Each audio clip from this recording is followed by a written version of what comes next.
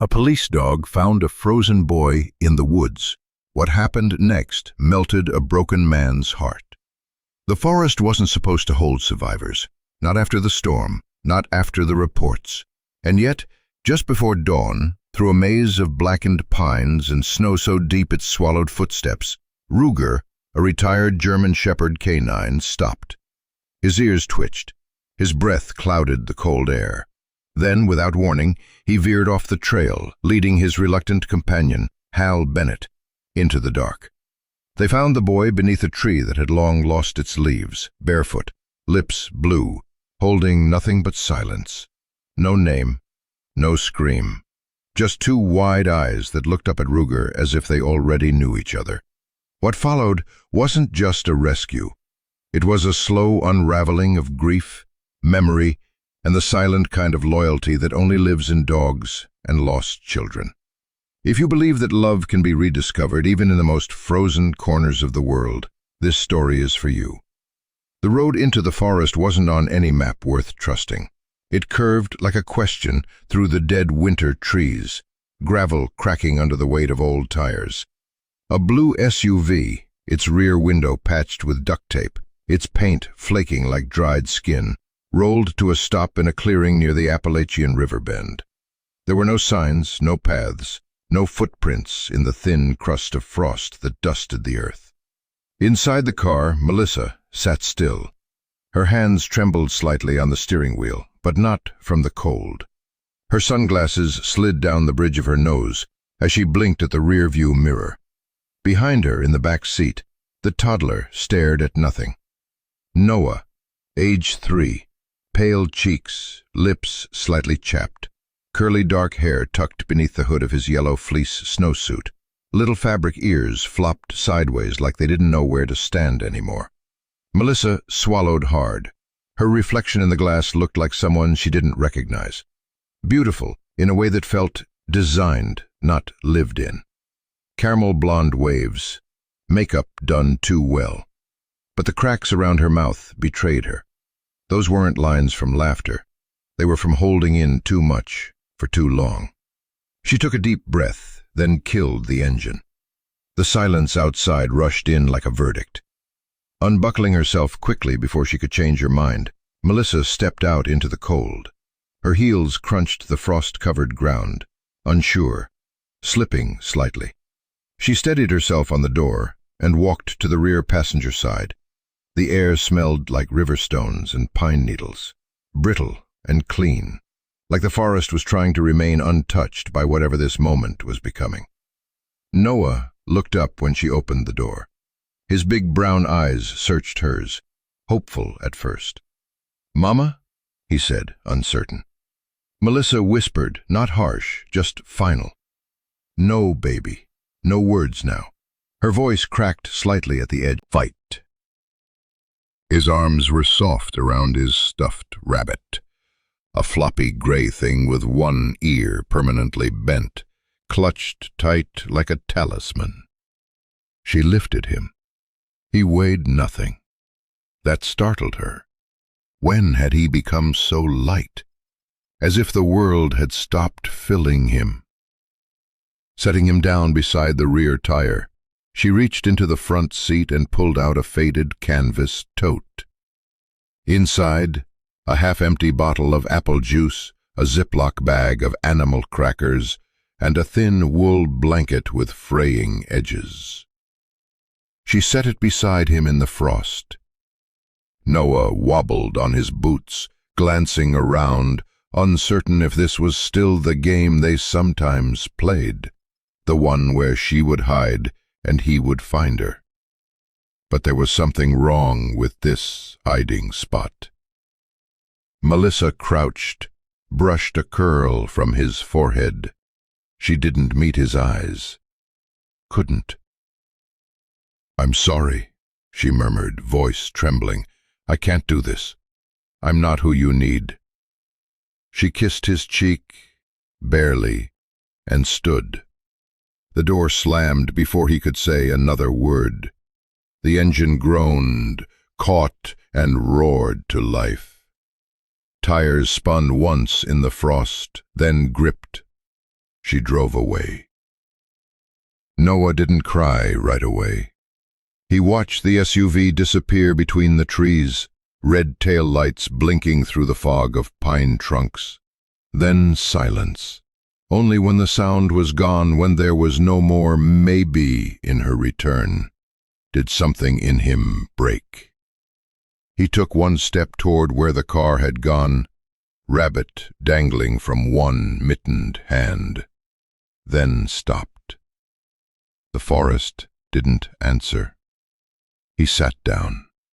At first the tears came quiet, a few soft sobs buried in the fleece collar of his snowsuit.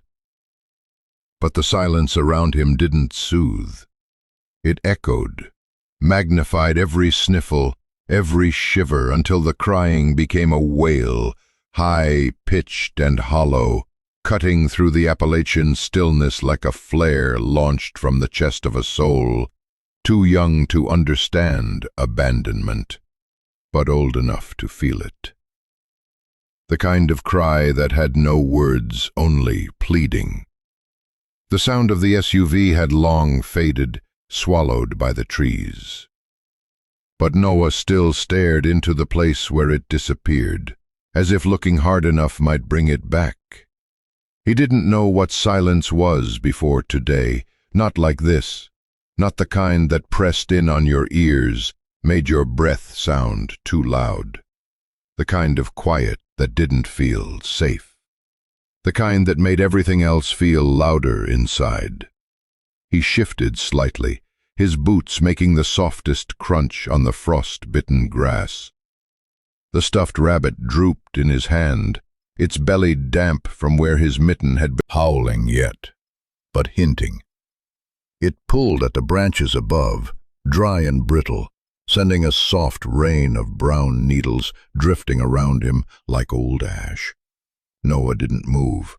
His little body stood stiff, unsure, as if by standing still he could stay in the before the car drove away, before the door closed, before her voice stopped saying his name. "Mama?"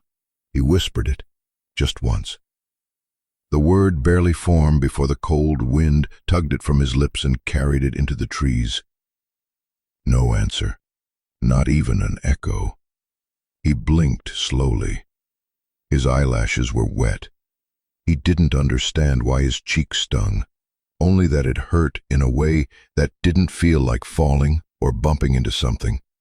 This was a quieter hurt, one that sat deep and heavy in his belly. The rabbit's head brushed the frosted earth. Noah looked down at it, at the place where a thread had come loose near the button eye. He didn't remember who gave it to him. It had just always been there. Sometimes Mama had squeezed it when she was mad, as if it could take whatever she was feeling and hold it. Sometimes he did too. He sat down, slowly. His snowsuit puffed as it met the cold ground. He didn't flinch, not right away, just curled his knees up, the rabbit tucked close to his chest. The wool blanket she had left, the one that smelled faintly like lemon soap and something older, something like tired. He wrapped it around himself with clumsy fingers, and he waited. Not for anything in particular. Children don't always know what waiting means, only that you do it when something important might still happen, when someone might still come back. But no one did. The minutes passed, unnoticed by any clock. Just the shifting sun, just the changing wind. A crow called in the distance, sharp, almost sarcastic. Another answered. Then silence again. Noah flinched, unsure whether it was the sound that scared him, or the lack of what came after. He hugged the rabbit tighter, buried his face into its thinning fabric chest. That's when the tears came. First soft, barely there hiccups of breath. His shoulders trembled before the sound ever left him. Then, like something snapped, he sobbed, loud and broken, wails rising from somewhere too deep for a child to name. "Mama! Mama!" His voice cracked, became hoarse almost instantly, but he kept crying, crying until his breath hitched, until the wind made his tears sting as they froze in place. His nose ran freely now, his cheeks blotched red and raw. The cold didn't care. The air didn't care. Nature didn't know his name, only that something small was out of place in it, something that didn't belong in the hush of dying leaves. Three and alone and scared. The blanket wasn't enough. The thin wool held no heat of its own, and the ground leached warmth like a thief. Noah's body began to shake. Not from crying now, but from something colder. His fingers moved slower. His mouth opened, but the sobs had faded into quiet gasps. His tears stopped only because they had nowhere left to go. Frozen in rivulets down his flushed cheeks, he didn't wipe them. The forest settled again. The crows had gone. Only wind now, stronger. And then, from somewhere far off, so far it could have been imagined, a sound, soft, steady, wrong for this silence. Noah didn't lift his head, didn't react, but the wind changed direction briefly, and the forest listened. The woodshed had collapsed long ago, maybe under the weight of snow or simply under the slow pressure of time. Its roof had caved inward, sagging under rot and rusted nails, timber bones tangled in dead ivy and brittle leaves. What once stored tools and lanterns now sheltered only silence and dust. And him. Ruger lay curled deep beneath what remained of the eaves, half covered by broken planks and a torn tarp. The earth beneath him was cold, but he had grown used to that. Cold was predictable. Cold didn't ask questions or leave. His body, once lean and strong, trained to push through fire and rubble, now carried the weight of years and injuries. His hind leg bore a stiffness that no amount of sleep could ease. One ear stood tall, the other was notched and ragged from a long-ago skirmish. His left eye was cloudy, the color of smoke behind glass, but he was still listening, always listening. The wind had shifted earlier that day, carrying strange scents across the frozen terrain. Burnt oil, synthetic fabric, the sharp tang of fear. He'd caught them in his sleep, fragments that nudged his instincts like a fading whisper from another life. But it was the sound that finally pulled him from his stupor. A cry. Not animal, not fox, not fawn, not bird. Human. Small. High-pitched. Desperate. He raised his head. For a long second he didn't move, just blinked slowly into the haze of light filtering through the collapsed wood. His breath fogged faintly in the air, stirring dust motes that drifted like ghosts. Then he heard it again, another cry, sharp, broken, and wrong in every way. The kind of sound no forest should ever know. The kind of sound his bones remembered. Ruger shifted forward, pain rippled up his back leg, a dull protest of old fractures and scar tissue. He pushed through it, slowly at first, then with more purpose. Each step was deliberate, limping but strong. Outside, the wind hit harder, beneath his paws, uneven and thin, revealing brown earth and old pine needles beneath. Trees leaned like tired sentinels above him, watching silently as he passed. His body knew this forest, every curve, every scent marker, every silent promise it had made and broken. But this was not forest business. This was his kind of call. In his mind, pieces stirred like old dust lifting in sunlight. A siren spinning red in the dark. Smoke curling up staircases, hands reaching, voices shouting. "Ruger, search! Find the girl! Good boy. That's it. Atta boy. We got her." And one voice, deeper, calm, always steady. The voice of his handler. "Ruger, with me." The man who smelled like leather and worry, who laughed with his eyes, who once tucked a medal into Ruger's vest and whispered, "You're the best thing that ever happened to me, you stubborn mutt." That voice had gone quiet 3 winters ago. Ruger didn't search anymore after that. They'd tried to rehome him, once, twice, maybe more. He stopped counting after the last garage door closed behind him. Nobody wanted a limping, half-blind dog who woke up growling from dreams and sat for hours at the back door, waiting for someone who would never return. So he wandered, until the old ranger station gave him somewhere to sleep without being moved along, until silence became safer than the promise of a voice. But today, something had cracked through that silence. Another cry reached him now, quieter, almost a whimper, but still there. He quickened his pace. The pain bit deeper into his joints, but he didn't slow. Snow clung to the fur along his belly and chest. His breath came heavier now, white clouds pumping from his mouth. He pushed through brush and slid down a narrow path carved by deer. Then he saw it. A small figure curled at the base of a dead tree, wrapped in a thin blanket that barely covered him. Tiny boots, soft-soled and soaked through, stretched out at odd angles. A stuffed rabbit lay at his side, ears dusted in frost. The boy wasn't crying anymore.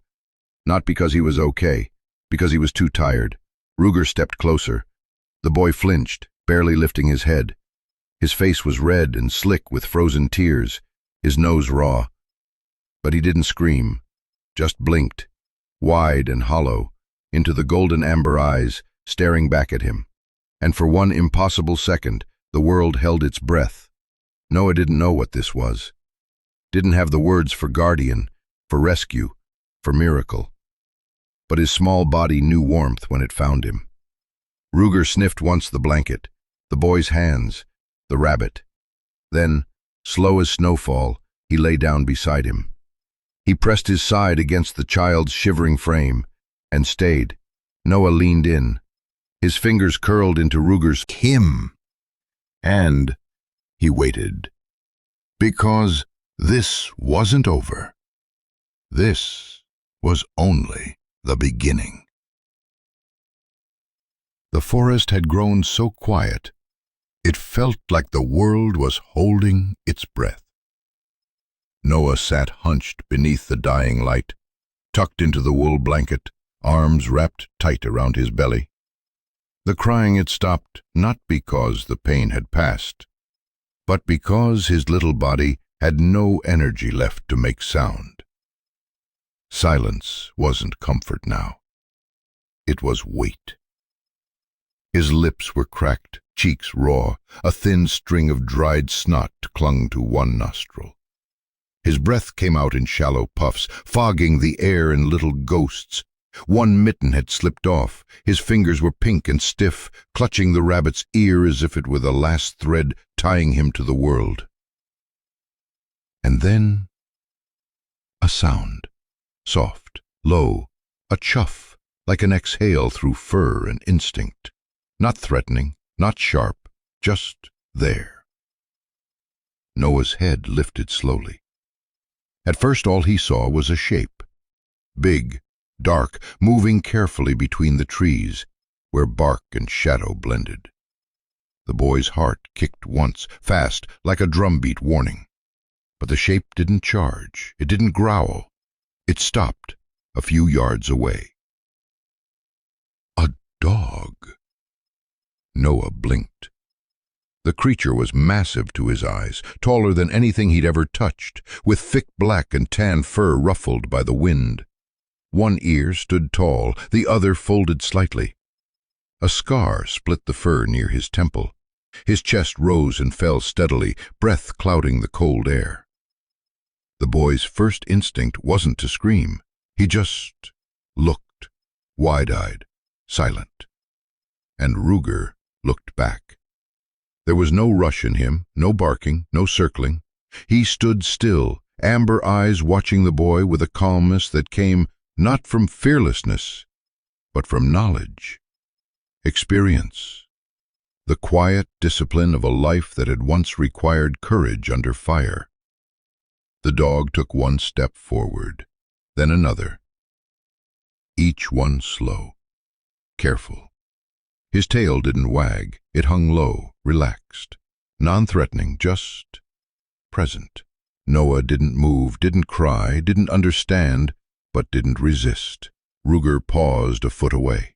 His nose twitched, then lowered. He sniffed the edge of the blanket, the stale juice bottle beside the boy, the crumbs of crackers near his knee. Then, gently, the rabbit, its faded fabric still faintly warm. Finally, the boy's face. Ruger's breath puffed against Noah's cheek. The cold made warm for just that second. The boy's eyes didn't leave his. Then, with a soft grunt, Ruger circled once.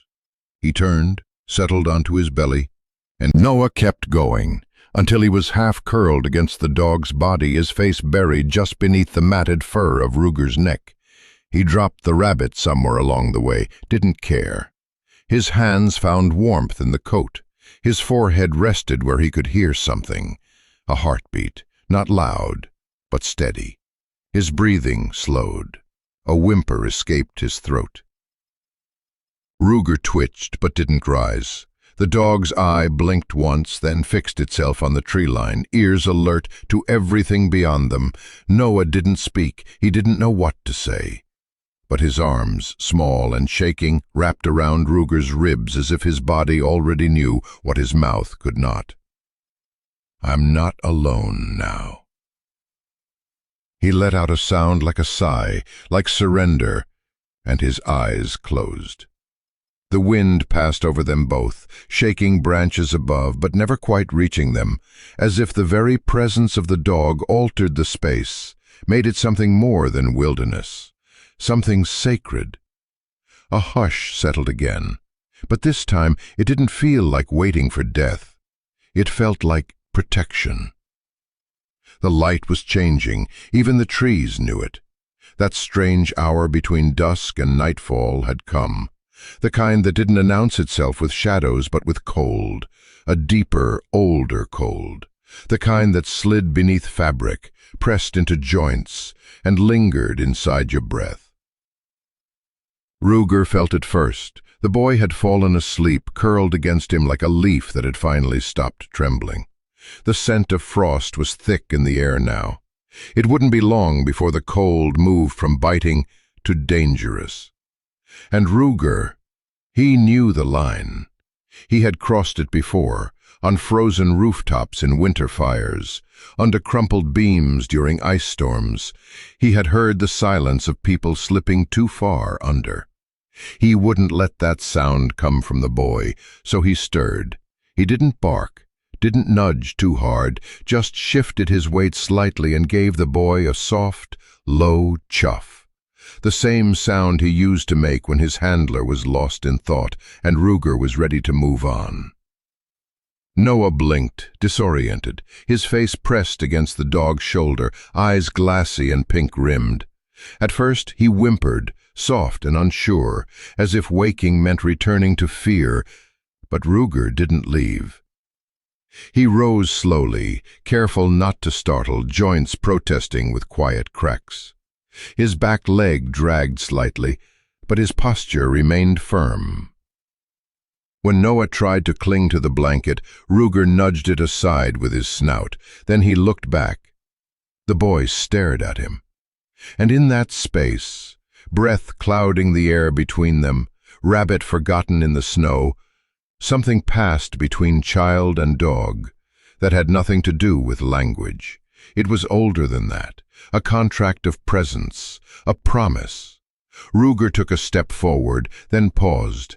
Noah didn't sideways before finding balance.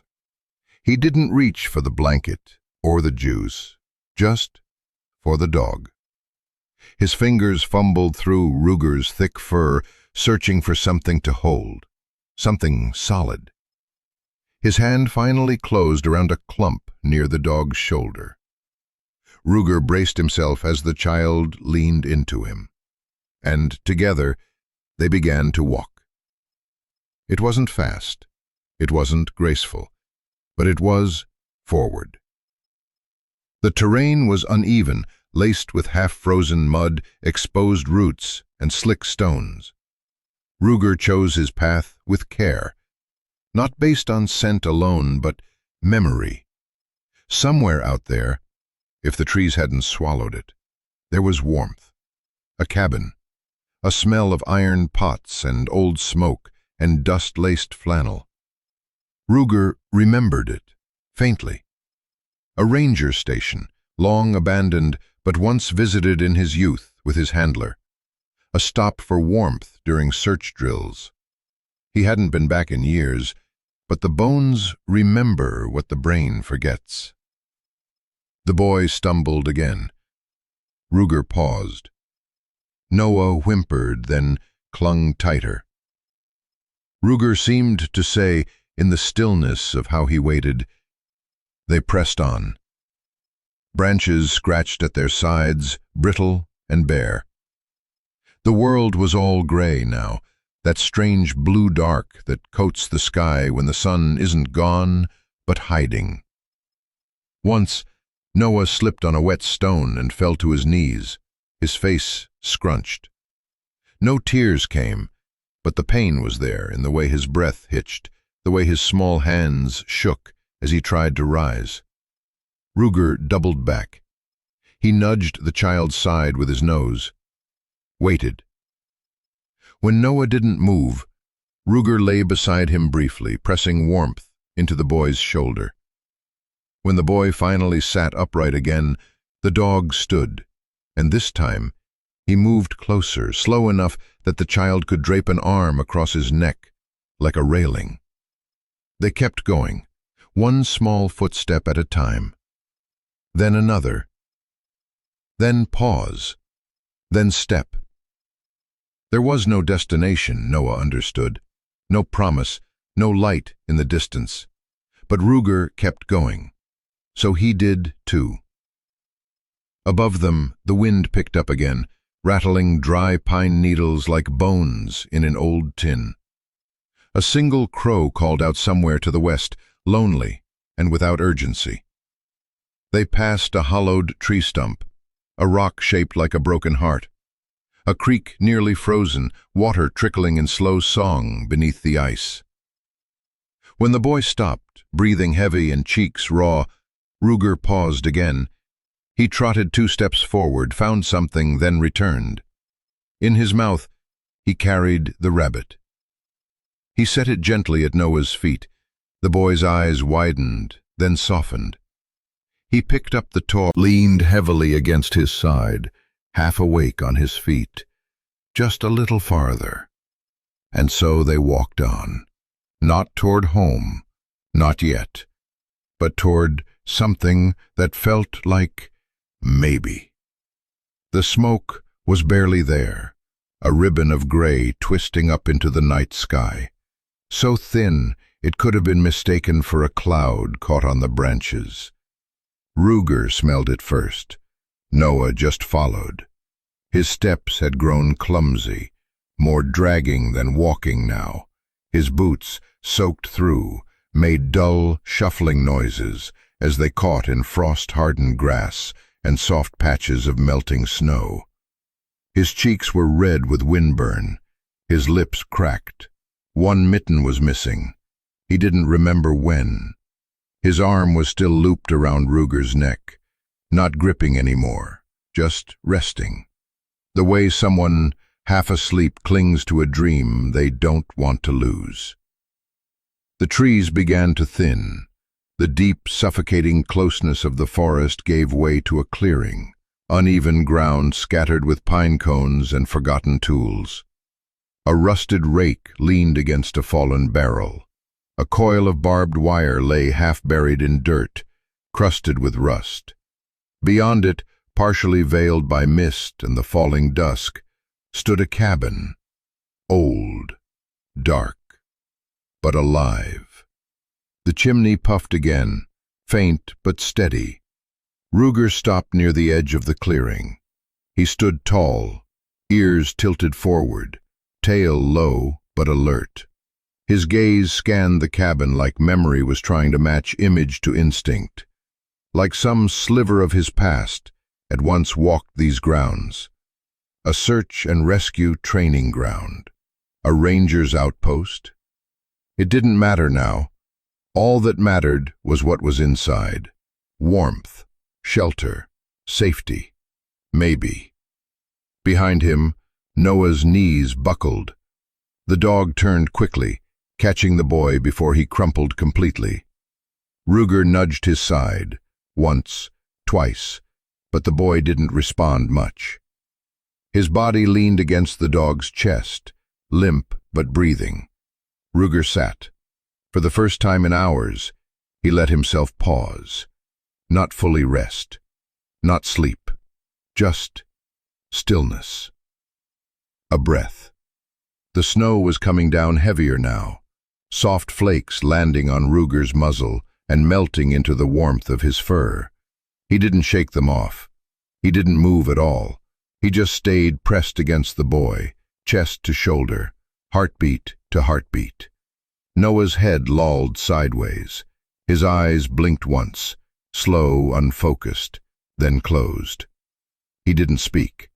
He hadn't for hours, but his small fingers curled again in Ruger's fur, a reflex more than a thought, and Ruger stayed absolutely still, letting the boy anchor to something that wouldn't leave. A gust of wind swept but dry. Ruger's ears twitched.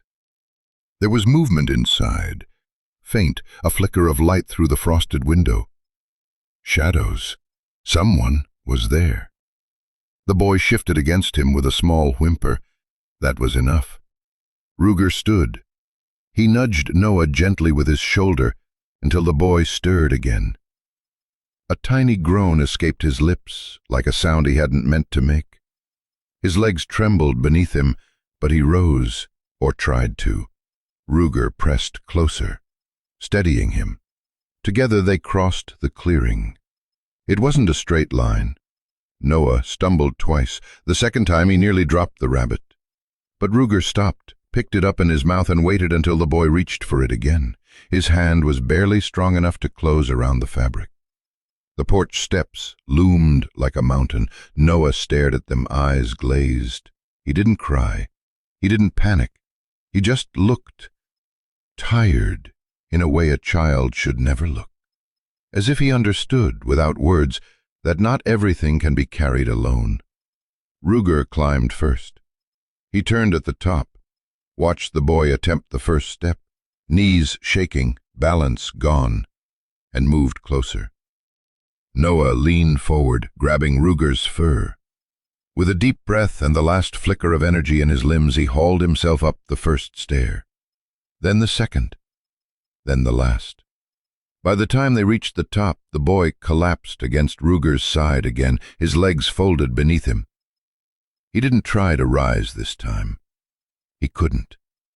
Ruger looked toward the door, one paw lifted and pressed gently against the wood, not scratching, not barking, just presence. Then he lay down beside the boy, pressed close, shielded him from the wind. Again.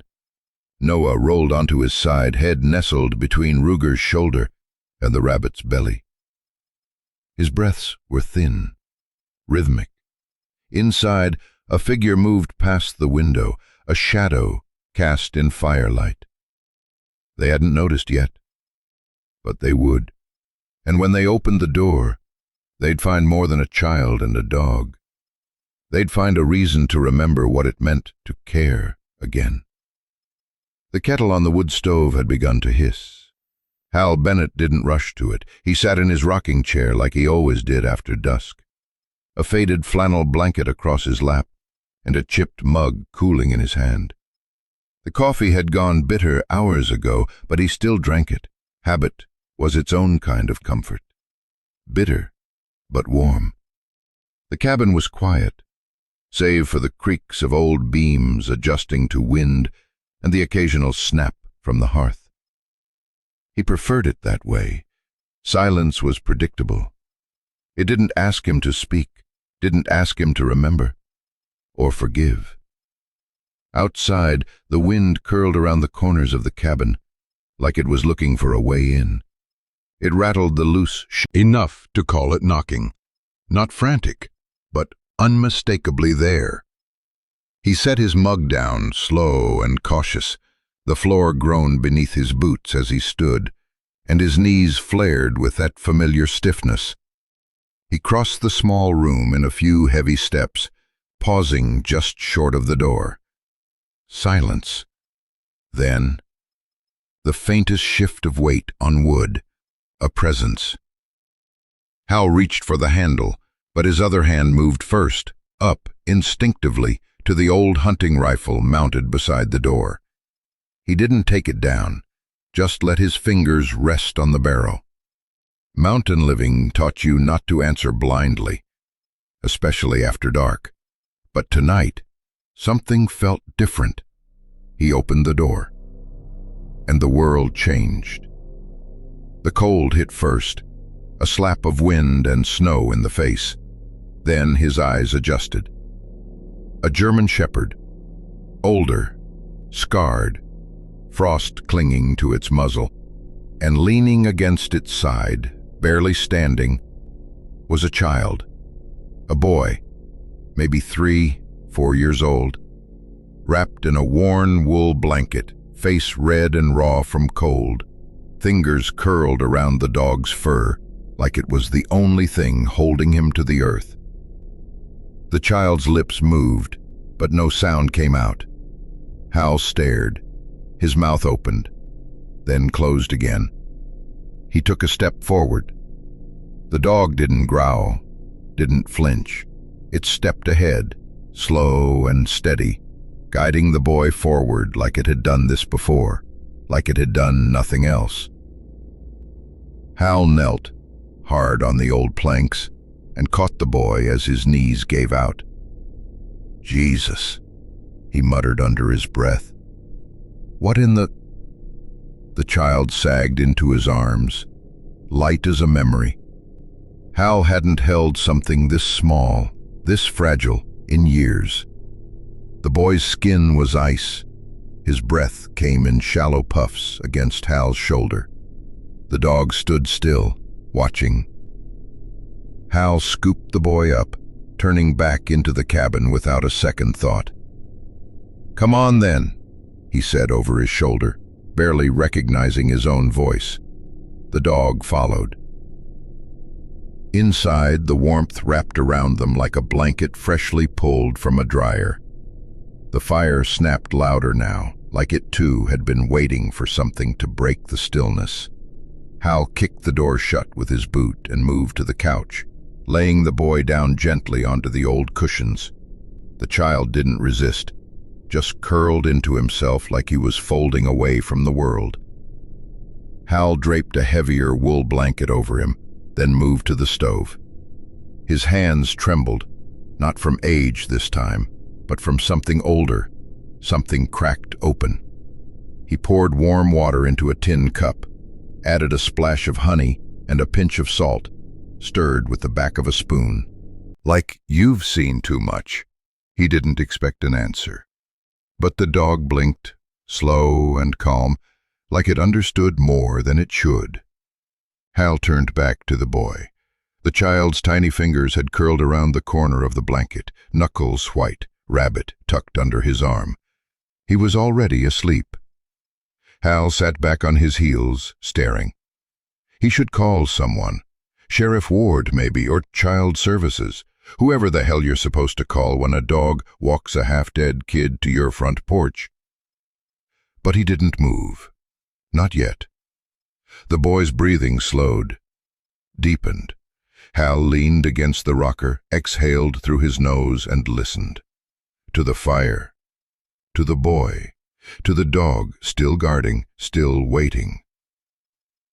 Something shifted in Hal's chest, soft but sharp. Not pain, not joy, something in between, like the first sound a locked door makes when someone tests the handle.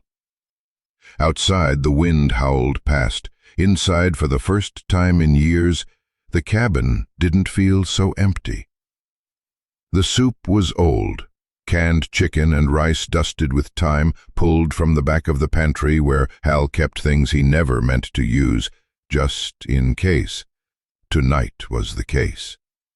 He stood at the stove, back half-turned to the room, ladling the bubbling broth into a mismatched ceramic bowl. His hand wasn't steady, but it was practiced. The fire crackled behind him, casting a soft glow across the knotty pine walls, flickering over shelves lined with books no one touched anymore, and photographs that hadn't moved in over a decade. On the couch, the boy lay still. Not fully asleep. Hal could see it in the subtle way his fingers twitched, the rise and fall of his chest, like he wasn't sure he was allowed to let go yet. One arm wrapped around the stuffed rabbit like it was the only part of the world that still made sense. His cheeks were red and blotchy, smeared with the remnants of dried tears and frost. The blanket Hal had wrapped around him now pooled near his feet, his small form curled tightly under it like a comma, like a pause between lives. Ruger lay a foot away, unmoving, not relaxed, just resting, alert in that quiet, coiled way dogs knew how to wait.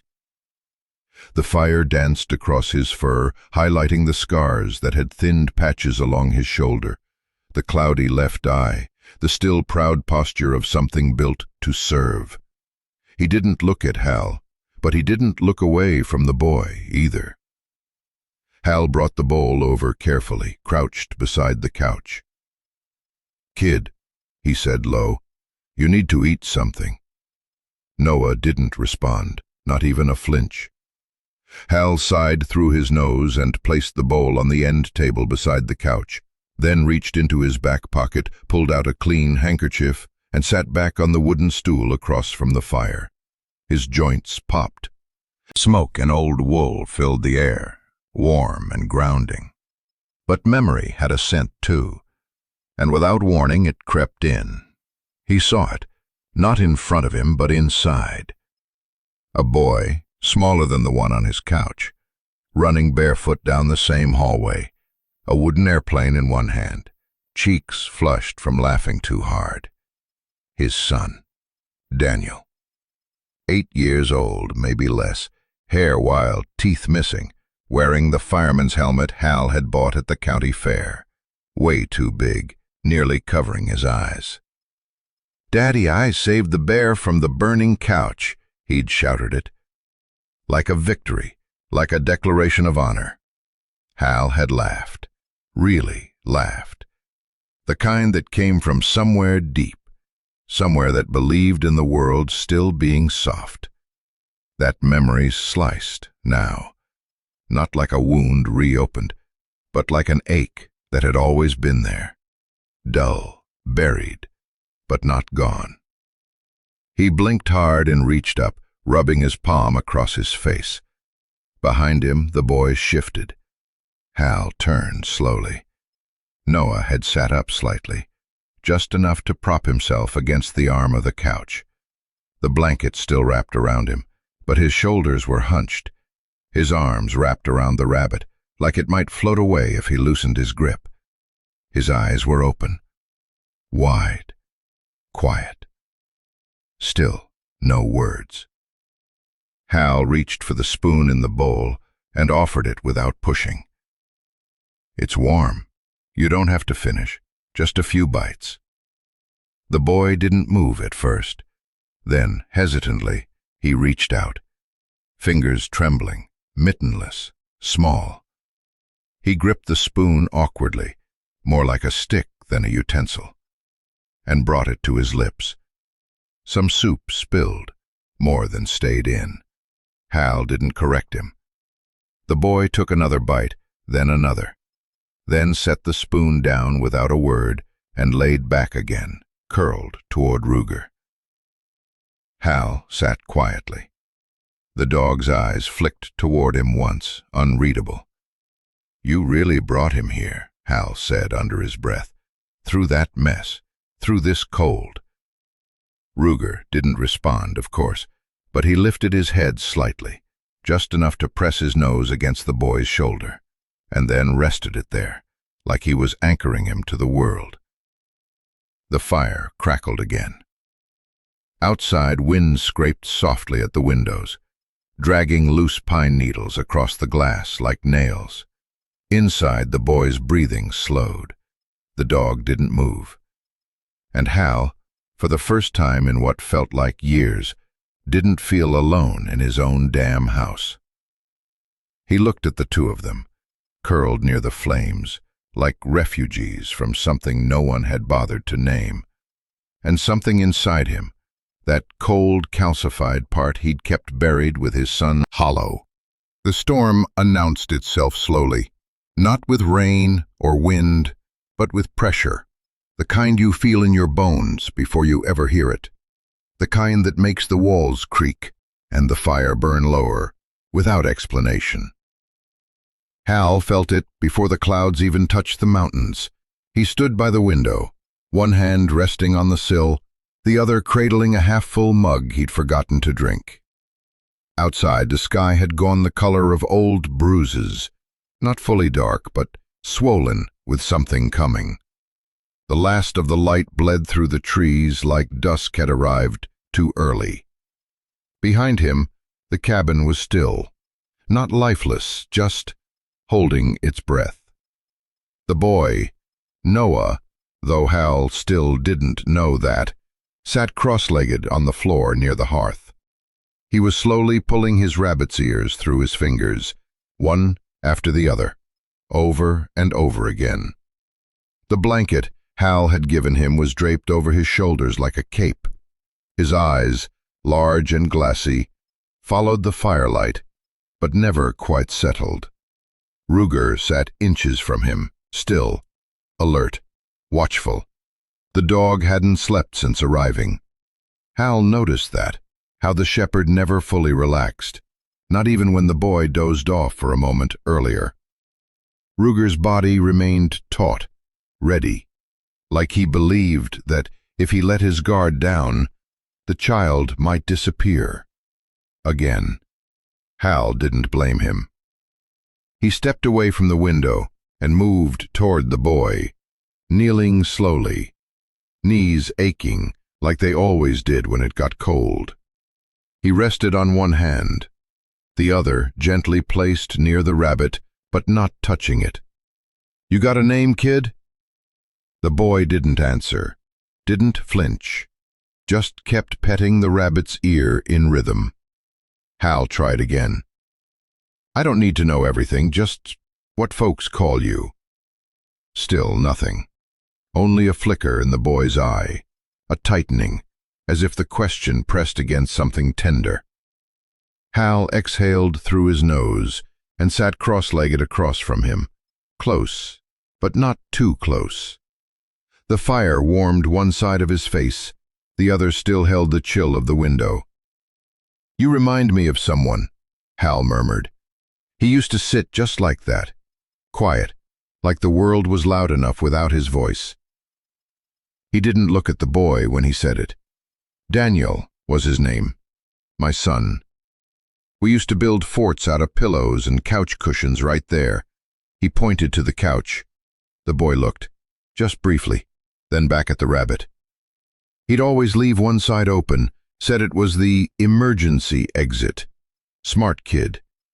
Hal chuckled once, softly. The kind of laugh you let out when you're not sure if it's still allowed. Noah didn't laugh, but he mimicked something. He pointed at the space, pulled out 2 woolen throws and a stack of pillows with stuffing poking out of the seams. He laid them gently on the floor. Then he paused. "Can I help, or you want to do it?"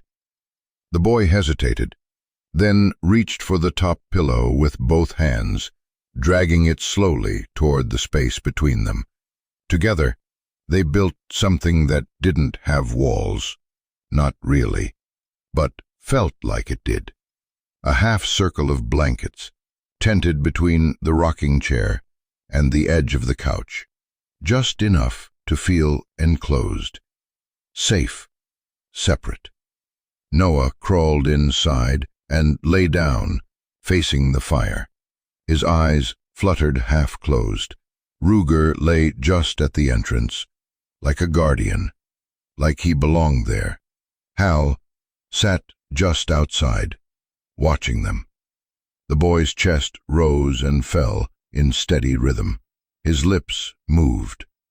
Not a word, not a full one, just a murmur, a breath of sound almost too soft to catch. But Hal heard it. "Rabbit." He didn't say anything back, didn't dare break it. Outside, thunder rolled in from the mountains, low and deep, like the earth was clearing its throat. The cabin shivered slightly, wood expanding under pressure. The wind hadn't arrived yet, but it was coming. Hal reached for the pipe, sitting in its old tin near the mantel. He turned it over in his hands, thumb resting in the same groove it always had. The smell of stale tobacco clung to the briarwood, but tonight he didn't light it. Instead, he set it down and crossed to the boy's fort. He didn't speak, just lifted one of the extra blankets, crawled inside, and lay beside the child. Not touching, but near enough. The boy turned slightly, pressing his shoulder against Hal's arm. A minute passed, then 2. Another roll of thunder, then rain, soft at first, then harder, tapping against the windows like fingers in thought. The boy shifted again, and this time his small hand reached out, found Hal's shirt, gripped it, just enough. Hal closed his eyes. He didn't know what would come in the morning, didn't know where the boy had come from, or who might be searching. But tonight, he would hold him. Not with questions, not with promises, just with presence. As the storm settled in, 3 souls, one old, one young, one silent, lay beneath a makeshift roof of blankets and healing, and, for the first time in many, many years, Hal didn't feel the need to look for a way out. The storm had passed in the night, not with a bang, but with a whisper, like something had come to the edge of the world. Scream. The counter, hands working slowly as he mashed a banana in a chipped ceramic bowl. The fruit had gone soft but not sour. Overripe in a way that reminded him of childhood, back when his wife used to sneak mashed bananas into everything their son ate because it made things stick to his bones. He added a splash of canned milk, stirred, set the spoon down. Behind him the blanket fort still stood, slouched slightly to one side, sagging under the weight of 2 heavy wool throws and the quiet miracle it had sheltered. Noah was awake. Hal hadn't seen him open his eyes, but he felt it, the shift in the air, the stirring of something small returning to the surface. The boy hadn't cried out, hadn't spoken. He just lay still at first, then slowly began to move. Not with urgency, not with fear, just exploration. Hal turned, watching from a distance. Noah crawled out of the fort on hands and knees, Rabbit dragging by one ear in his left hand. His hair was mussed and stuck to his cheek where drool had dried. He wore the same clothes, flannel pajama pants Hal had found tucked in a chest, and a sweatshirt 3 sizes too big. But it covered him, wrapped him. The boy sat on the rug near the fireplace, cross-legged, and leaned forward. The soot from the hearth had fallen into light dust on the stone floor, forming faint gray streaks beneath the embers. Noah reached out one finger, dragged it slowly through the soot. Then again. Then back the other direction. He wasn't drawing anything real, just lines, shapes. One curl, then another. A loop, a line, a circle, but there was rhythm in it. Hal didn't interrupt. He carried the bowl over, crouched beside the boy, and set it down gently. "Breakfast," he said softly. "Not fancy, but it'll fill you up." Noah didn't look up. But after a moment he dipped 2 fingers into the mash and lifted them to his mouth. The banana smeared across his cheek. He didn't care. He kept eating, quiet, steady. A few mouthfuls, then he paused, licked his lips, and returned to his soot drawing with his other hand. Hal watched him, then chuckled once under his breath. "You're a messy little thing." Noah didn't respond, but his shoulder lifted, a half shrug or maybe a breath. Ruger lay nearby, curled into the corner between the rocking chair and the fireplace. His eyes were open, always open, watching. But for once his body was relaxed, back legs stretched out, chin resting across his paws. He hadn't moved all morning, except to blink. Hal stood slowly, knees groaning, and stretched. He glanced toward the stairs that led to the small loft, where dust had collected on every corner since the day the laughter stopped his chest and opened the low door. The room smelled like time, like old wood, cardboard, and forgotten fabric. A single beam of light crept through the slats in the roof. The rest was memory. Hal crouched, searching through one of the trunks tucked beneath the eaves. He pulled out an old fleece blanket, a fire truck with peeling paint, and a soft cloth picture book with frayed edges. Then, near the bottom, a teddy bear. One eye missing, a patch sewn where a dog had once chewed. He didn't hesitate. Just gathered them and descended the stairs again. Back in the living room, Noah was still drawing. Hal placed the toys down on the rug, not in a line, not in a circle, just there, quietly. No words, no invitation. He stepped back. Noah's eyes didn't go to them right away. He finished one more curl in the soot, then another, and then, slowly, his gaze shifted. He didn't smile, didn't gasp or leap forward. He just reached. His fingers brushed over the picture book first, turned a page. Then in the fire truck, his hand moved the wheels once, slowly. The bear came last. He picked it up by the ear, turned it over, pressed it against his chest. No words, but Hal saw. It the tiniest easing in the boy's shoulders. The way his chin tucked down. The way he didn't recoil when Ruger shifted slightly to rest beside him. Hal stood quietly, arms folded, watching. This wasn't healing, not yet. But it was movement, it was life. And in a house that had forgotten both for a long, long time, that was enough. The afternoon passed slowly, the way winter afternoons often do, not with urgency, but with the soft stretch of hours, marked only by firelight and small sounds. Noah sat on the braided rug near the wood stove, legs tucked beneath him like folded paper. In front of him, a set of faded wooden alphabet blocks were scattered, each one worn at the corners. The letters smudged, but still there. A in red, B in blue, C in green. They'd belonged to Hal's son once, back when learning letters had been an event celebrated with chocolate chip pancakes and high fives. Now they sat in small hands again.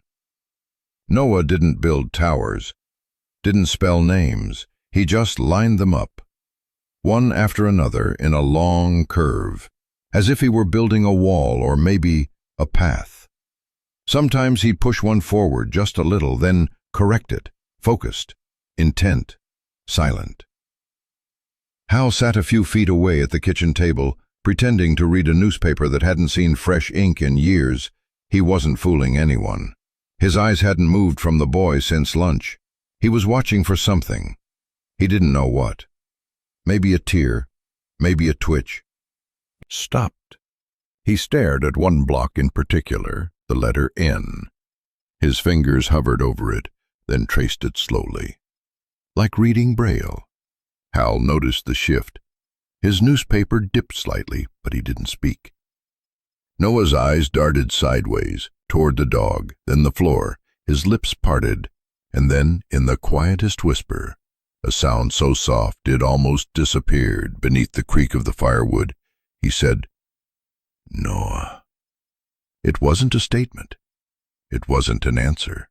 It was a remembering, a reaching. Hal didn't move, didn't speak, only his hand stilled, the paper crinkled slightly beneath his palm. Noah sat motionless, staring down at the block, as if the word had startled even him. Hal set the newspaper aside and stood slowly, his breath catching in his throat, like it hadn't done in years, not since the funeral. Not since he'd last heard a child's voice in this house. He didn't walk toward the boy. He didn't crouch down.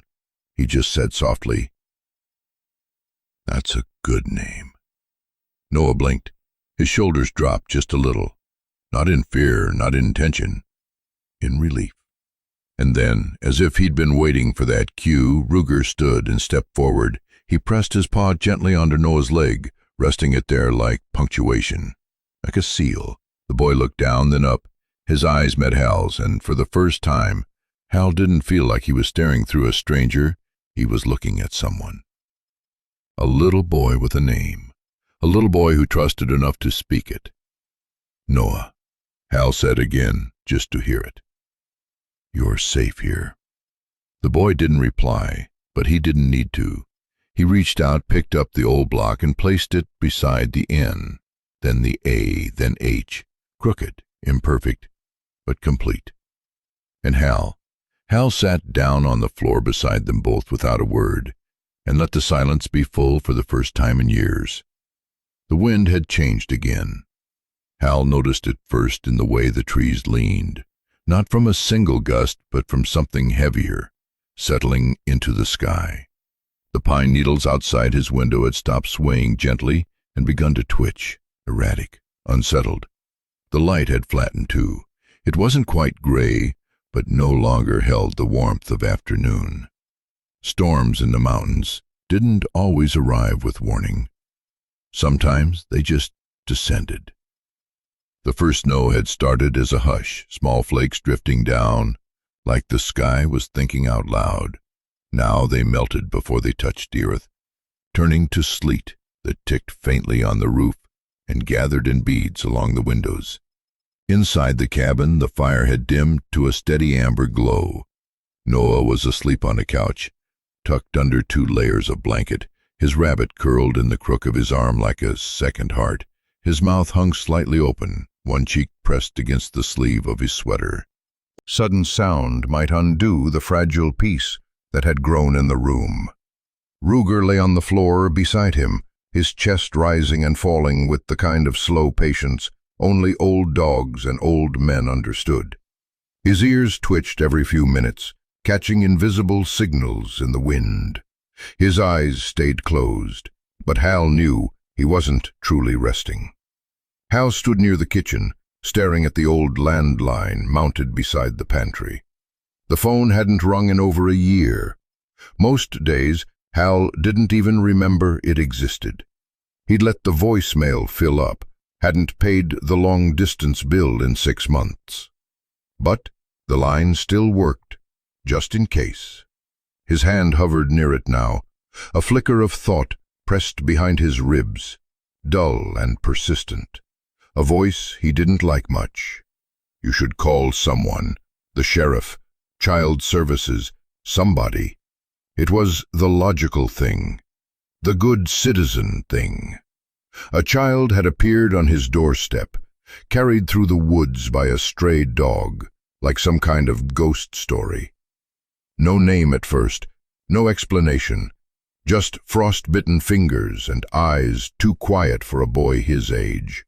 And yet, Hal's hand dropped to his side. He didn't pick up the phone. Instead, he turned toward the boy. Noah had shifted slightly, arm tightening around the rabbit. His brow twitched in sleep, not from a nightmare, but from something being let go, even in unconsciousness. There was peace there, thin, new, but real. Hal stepped quietly across the room, sat in the rocker, and let out a long, slow breath. What would happen if he called. A car would come up the gravel path, tires crunching snow, headlights slicing through fog. Strangers would step out wearing badges and concern. They'd ask questions in soft voices, ask about names, paperwork, placement. They'd take him away from this room, this warmth, this dog, put him in some office, maybe a foster home, a waiting list, a paper trail, because that's what the system did. It processed. But Hal had seen what the world did to kids like this. He'd seen it in broken glass and court cases and headlines no one wanted to read. He looked again at Noah's sleeping form, and something inside his chest, something he thought had frozen over years ago, cracked. It wasn't dramatic, wasn't loud, just a small giving way, like ice under the first footstep. He reached for the extra quilt draped over the arm of the chair and rose, crossed to the couch, laid it gently over the boy without disturbing his breathing, then lowered himself to the floor beside Ruger. The dog opened one eye, met his gaze, held it. "Not tonight," Hal murmured. "Not yet." The dog blinked once, agreed.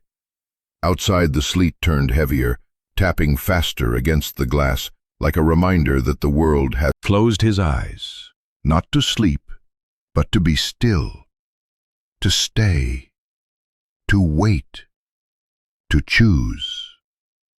It happened just before midnight. The wind had grown teeth. It gnawed at the corners of the cabin, rattled the chimney like bones in a can, and forced icy drafts through every imperfect seam in the wooden frame. For hours it had been building, a low growl behind the tree line, gathering weight with every gust, like something ancient remembering how to scream.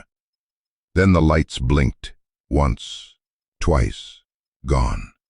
A soft click echoed from the fridge, the quiet sigh of the heater dying mid-cycle, and just like that, the house dropped into a heavy silence, not the peace of sleep, but the hush of a heart that forgets to beat. Hal didn't flinch. His body moved on instinct, the way it had in a dozen storms before. He rose from the rocker and crossed the cabin by memory, brushing past the dining table, the coat hook, the dent in the floorboard his son once tripped over in socks. His fingers found the oil lamp hanging on the wall near the window. The match hissed alive, and for a moment his face was haloed in that flickering orange, a soft frame of wrinkles, fatigue, and something resolute. The light bloomed slowly, pushing back the dark 1 inch at a time.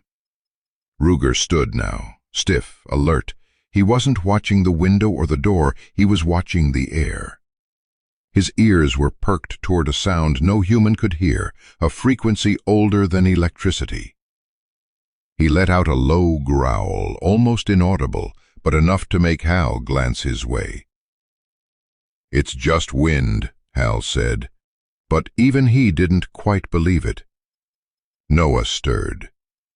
Not from the noise, but from the sudden shift in temperature. Cold crept quickly once the heat died. It moved through floorboards, across rugs, and into the small spaces between blankets and skin. Hal turned, saw the boy sit up, confused, then frightened. Eyes wide, breaths short and shallow, as if he'd woken in a place he didn't recognize. Hal crossed to him. Kneeling, he scooped Noah up, not forcefully, but with the practiced motion of a man who once lifted a child this way 100 times a year. Noah didn't resist, didn't ask, didn't question. He simply folded, tucked himself under Hal's chin like a leaf curling in on itself, arms around his chest, head buried in the crook of his neck. That stuffed rabbit clutched between them like a secret they both agreed not to tell.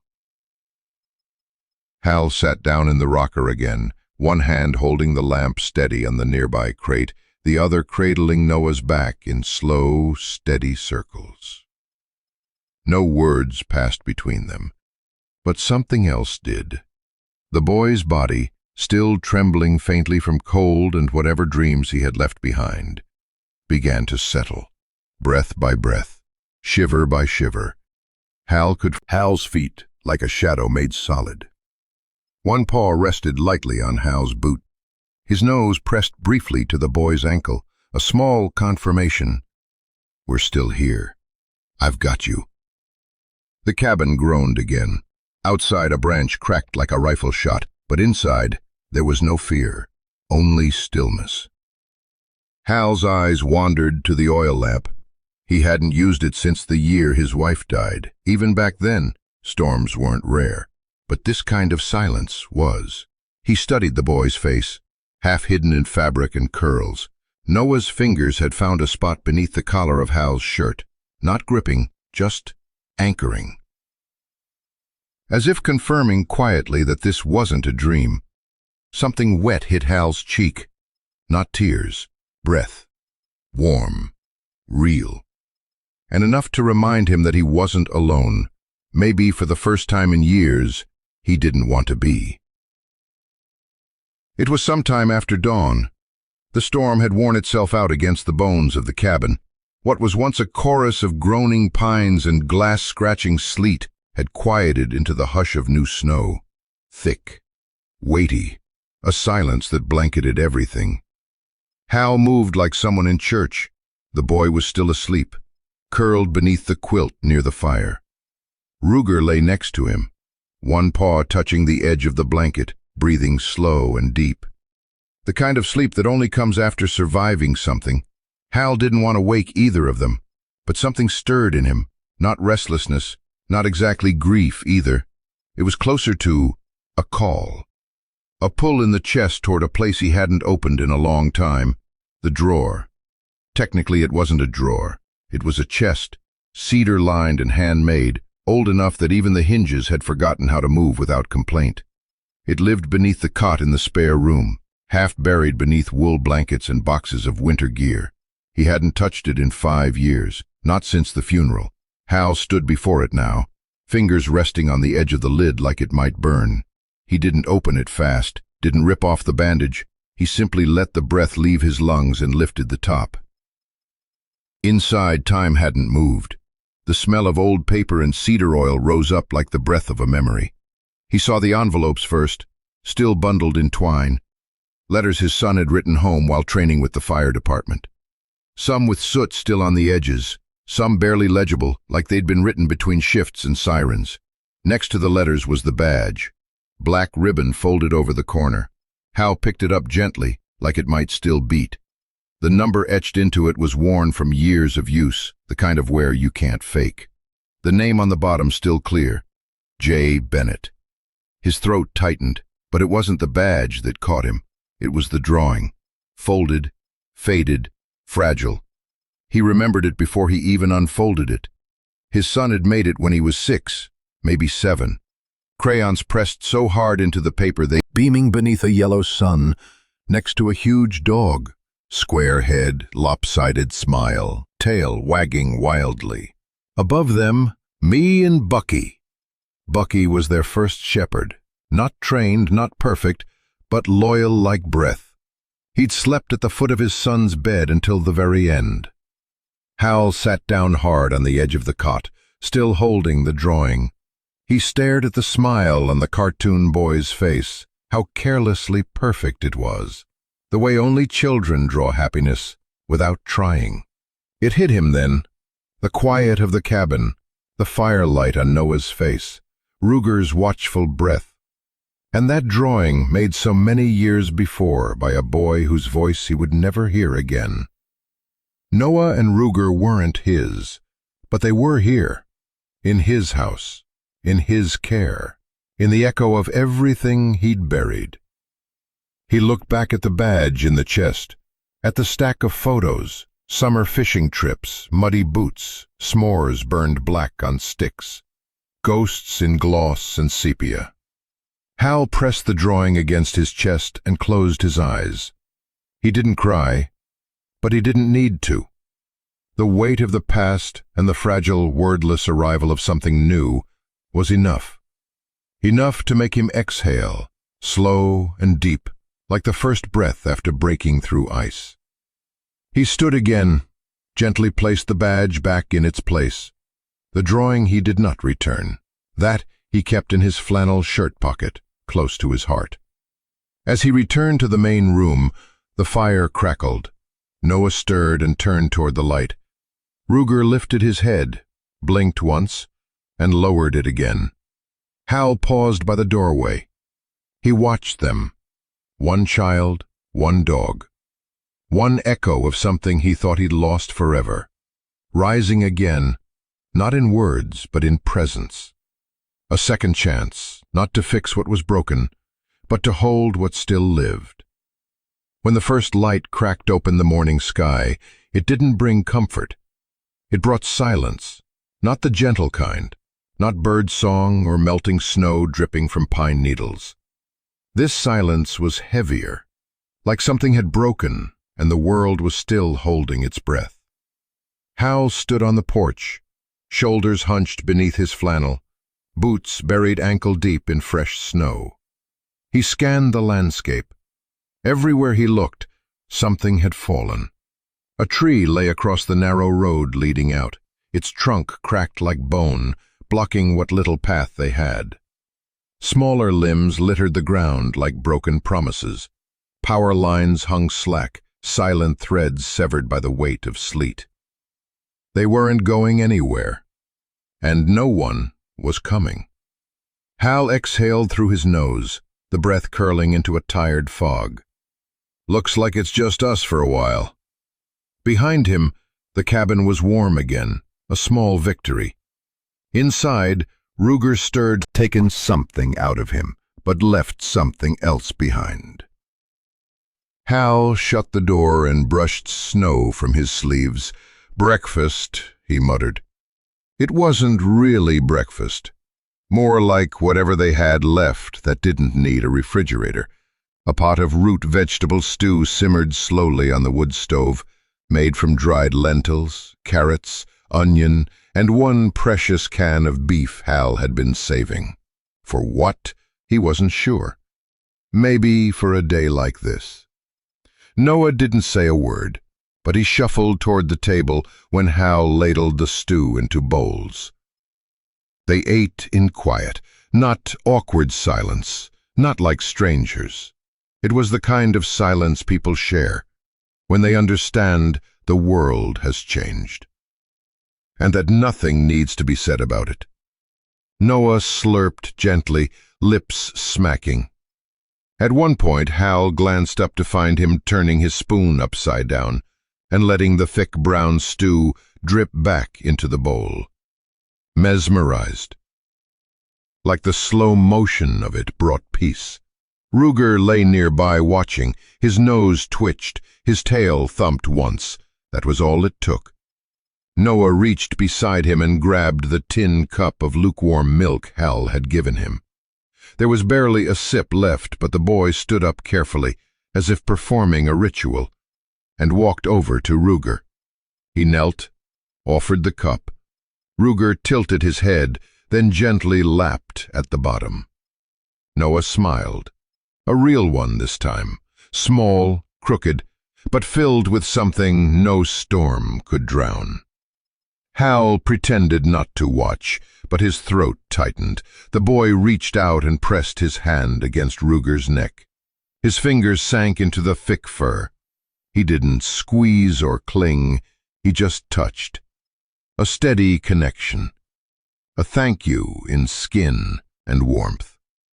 And Ruger closed his eyes. That moment, that quiet, wordless trust between them, said more than any story ever could. When the dishes were done, Hal found himself lingering near the window. Snow still fell, lighter now, like powdered sugar, drifting across glass. The world outside looked untouched, pure, but it was only surface deep. He could feel the weight of the broken trees, the severed lines. The cold had teeth, and they were still close enough to bite. Still, there was time for something to mend. He turned from the window and saw Noah curled up with Ruger again, their shapes pressed together like pieces of a puzzle, finally finding their place. It wasn't just companionship. It was a kind of healing that doesn't come in hospitals or words. The kind that comes from presence, from simply staying. Hal walked past them, placed another log on the fire, and sat down nearby with a sigh. A hush in a church after the organ stops. The cabin, nestled quietly beneath the ridge, exhaled warmth through the chimney. From the outside, it looked like time had forgotten it. But someone hadn't. Footsteps broke the stillness. Not hurried, not heavy. Deliberate. Like someone who knew what it meant to move gently through places shaped by pain. Caleb Monroe was 38, with wind-burned cheeks and eyes trained by too many missing posters. His volunteer badge swung lightly from his coat, scuffed by branches. His boots crunched down through 6 inches of crusted snow as he crested the last knoll and saw it, the cabin, the smoke, the faint outline of life after silence. He paused, lifted a laminated photo from his jacket. The face stared back, a small boy with wide eyes, tousled brown hair, and a smile not meant to disappear. Noah. He swallowed hard and approached. Inside, Ruger stirred first, his ears perked, head lifting from where it rested against Noah's chest. A low, barely audible growl rumbled in his throat, not threat, but memory. His body tensed like a drawn bow.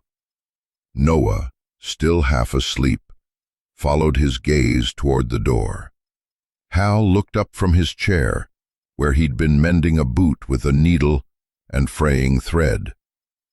The knock came a beat later, 3 firm taps, steady, no panic.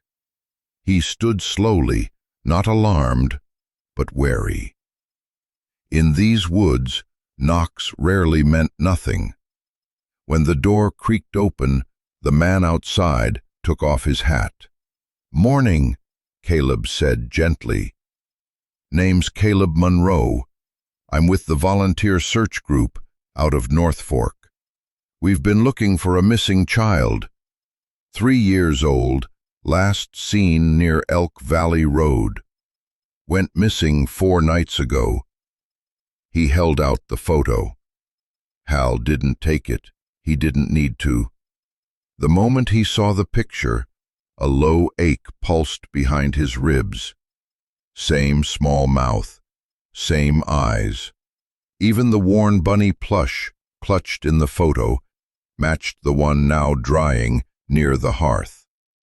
Behind him, tiny feet padded across creaky floorboards.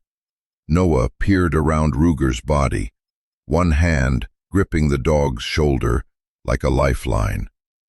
His face was pale, but his eyes were wide open. Then he saw the man, and the photo, and froze. Ruger didn't move. His body formed a barrier, not aggressive, just protective, like the edge of a cliff knows it must hold its ground, for though this man was here, with a photo, with a name, and the outside world was back. Hal's voice was quiet, hoarse from long nights by the fire. "He hasn't said much," he said, "but he's safe. Been here 2 nights. Found him curled by the riverbank with that dog." He nodded toward Ruger, who still hadn't moved. Caleb's eyes softened as they landed on Ruger, the old German shepherd whose coat was mottled with snow and ash. There was something about the dog's gaze, something tired but alert, something that had seen more than it should have, and still chose to stay. "You're a good boy," Caleb said quietly. "A damn good boy." Ruger blinked once, then lowered his head onto his paws. Noah stepped forward just an inch, then another, until he was fully visible behind Ruger. silent, small, but no longer hiding. "Can I come in?" Caleb asked Hal. Hal hesitated, then opened the door wider. Inside, the fire crackled again. Caleb took off his gloves, thawing them by the hearth. His eyes never left the boy. "I don't want to scare him. I know the system. Sometimes we tear things apart faster than we fix them. But there's a search still going, and they need to know he's alive." Noah walked over to the chair, sat beside Hal's boot, pulled his knees to his chest, and spoke. Just one word. "Ruger." It wasn't an answer. It was an anchor, a declaration. The dog raised his head. Caleb smiled, but his eyes welled up. "So that's your name, big guy?" Ruger didn't blink. Hal looked between them, the boy, the dog, the man holding a photo and 100 questions, and something inside him whispered that this wasn't the end of anything. It was the beginning of answers, of choices, of figuring out who would be brave enough to let go, and who would be strong enough to hold on. The storm outside had retreated into the valleys, but the silence it left behind sat thick in the room, like breath held too long. Inside the cabin, the wood crackled in the fireplace, but even that sound felt distant. Hal sat in his worn armchair, both hands wrapped around a chipped mug of cooling coffee. Beside him, Noah sat cross-legged on a quilt, his thumb running gently over the worn ear of his stuffed rabbit. Ruger lay stretched out between them and the front door, his body still, but his eyes sharp, like a sentinel who never forgot the cost of relaxing too soon. Across from them, Caleb Monroe leaned forward, forearms resting on his knees, fingers clasped together. He looked younger in the firelight, though his face carried the weight of what he was about to say. He spoke softly, not one flinch, just listened. Caleb continued, "Turns out the car GPS had no record of a stop, just a long drive into the mountains. Search dogs followed a faint scent from the roadside to the forest edge. Then it just vanished. It was like he'd been dropped into the woods." His voice lowered. "There were cookie crumbs near the tree line, and a small fleece blanket left under a birch tree. That's where we knew she'd left him." Noah blinked, but said nothing. Ruger's ears twitched, sensing something in the air, a tension that had nothing to do with cold. Caleb took a breath, glancing at the boy. "We questioned her yesterday," he said. "She cracked. Said she thought he'd be found quickly, that she just needed a break, that she couldn't handle him." Silence again, the kind that doesn't invite answers, only reckoning. Hal stared into the fire. His hands tightened around the mug. A muscle in his jaw worked slowly, like a memory returning from far away. Noah leaned slightly into Ruger's flank. The dog didn't move. He was warmth and shield and anchor. Caleb shifted forward, lowering his voice even more. "Social services will be here in the morning. They're sending a team to the cabin. They want to take the boy to the nearest hospital for evaluation. Standard protocol. After that, foster placement." Hal didn't look up, just asked one question, voice hollow. "Where's the father?" "Deployed," Caleb replied. "Overseas. Navy. We've sent word, but no guarantee when he'll respond. Might be weeks, could be longer." Hal set the mug down gently on the floor. It rattled against the wood like a tiny quake. "And you're just gonna take him?" he asked, eyes fixed on the fire. Caleb nodded. "It's not ideal. Hell, it's probably the last thing this kid needs. But the system doesn't work on feelings, only steps. forms, boxes checked. He looked at Noah again, his expression softening. But I didn't come all the way up here just to tear him away. I wanted to see for myself who found him, who kept him alive. Hal finally turned, eyes locking onto Caleb's for the first time. I didn't find him, he said. That dog did. They both looked at Ruger, whose eyes flicked toward the fire, unbothered by praise or burden. Caleb smiled faintly. Yeah, well, seems like that dog still knows what it means to save someone. Noah shifted slightly, just enough to rest his head on Ruger's shoulder. His small fingers tightened around the dog's fur. Caleb looked at Hal again. I know what it's like. Outside, the wind moaned softly through the eaves, brushing against the cabin like the ghost of a warning. Caleb stood slowly, brushing snow from his sleeves. I'll give you tonight, he said. Let him sleep one more time in a bed that feels safe. He stepped toward the door, but stopped at Ruger. Don't let anyone tell you it was just instinct, he murmured. Some things go deeper than that. Ruger looked up, blinked, then closed his eyes again, as if acknowledging something wordless and known. Caleb opened the door. Cold rushed in briefly, kissing the firelight with frost. He paused before stepping out. You're not the kind of man who lets go easily, he said. Tomorrow might ask you to. But tonight, just hold on. The door closed behind him. Inside, Hal moved to stoke the fire. The embers sparked, the flames licking higher. He turned to find Noah already asleep, curled into the curve of Ruger's body, one hand on the dog's chest, the other clutching the ragged rabbit. Hal stared at them for a long time. Then he sat down beside them, not saying anything, just breathing in the stillness, the warmth, the fragile weight of something almost like family. And Ruger, ever the quiet guardian, opened one eye, just enough to see the door, then closed it again. Morning came slow, like an apology after a sleepless night. The fire had burned down to glowing coals. Outside, the trees no longer groaned, but stood frozen, sheathed in glimmering ice. The sky was the soft gray of paper left in the rain, and the world seemed to hold its breath, waiting for someone to speak first. Inside the cabin, Hal stood by the kitchen window, one hand resting against the frosted pane, the other cradling a cup of black coffee, gone cold. He hadn't taken a sip, hadn't needed to. Some mornings asked for warmth, others demanded clarity.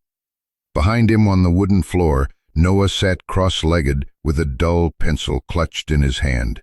He was sketching something in the thin layer of ash and soot near the hearth.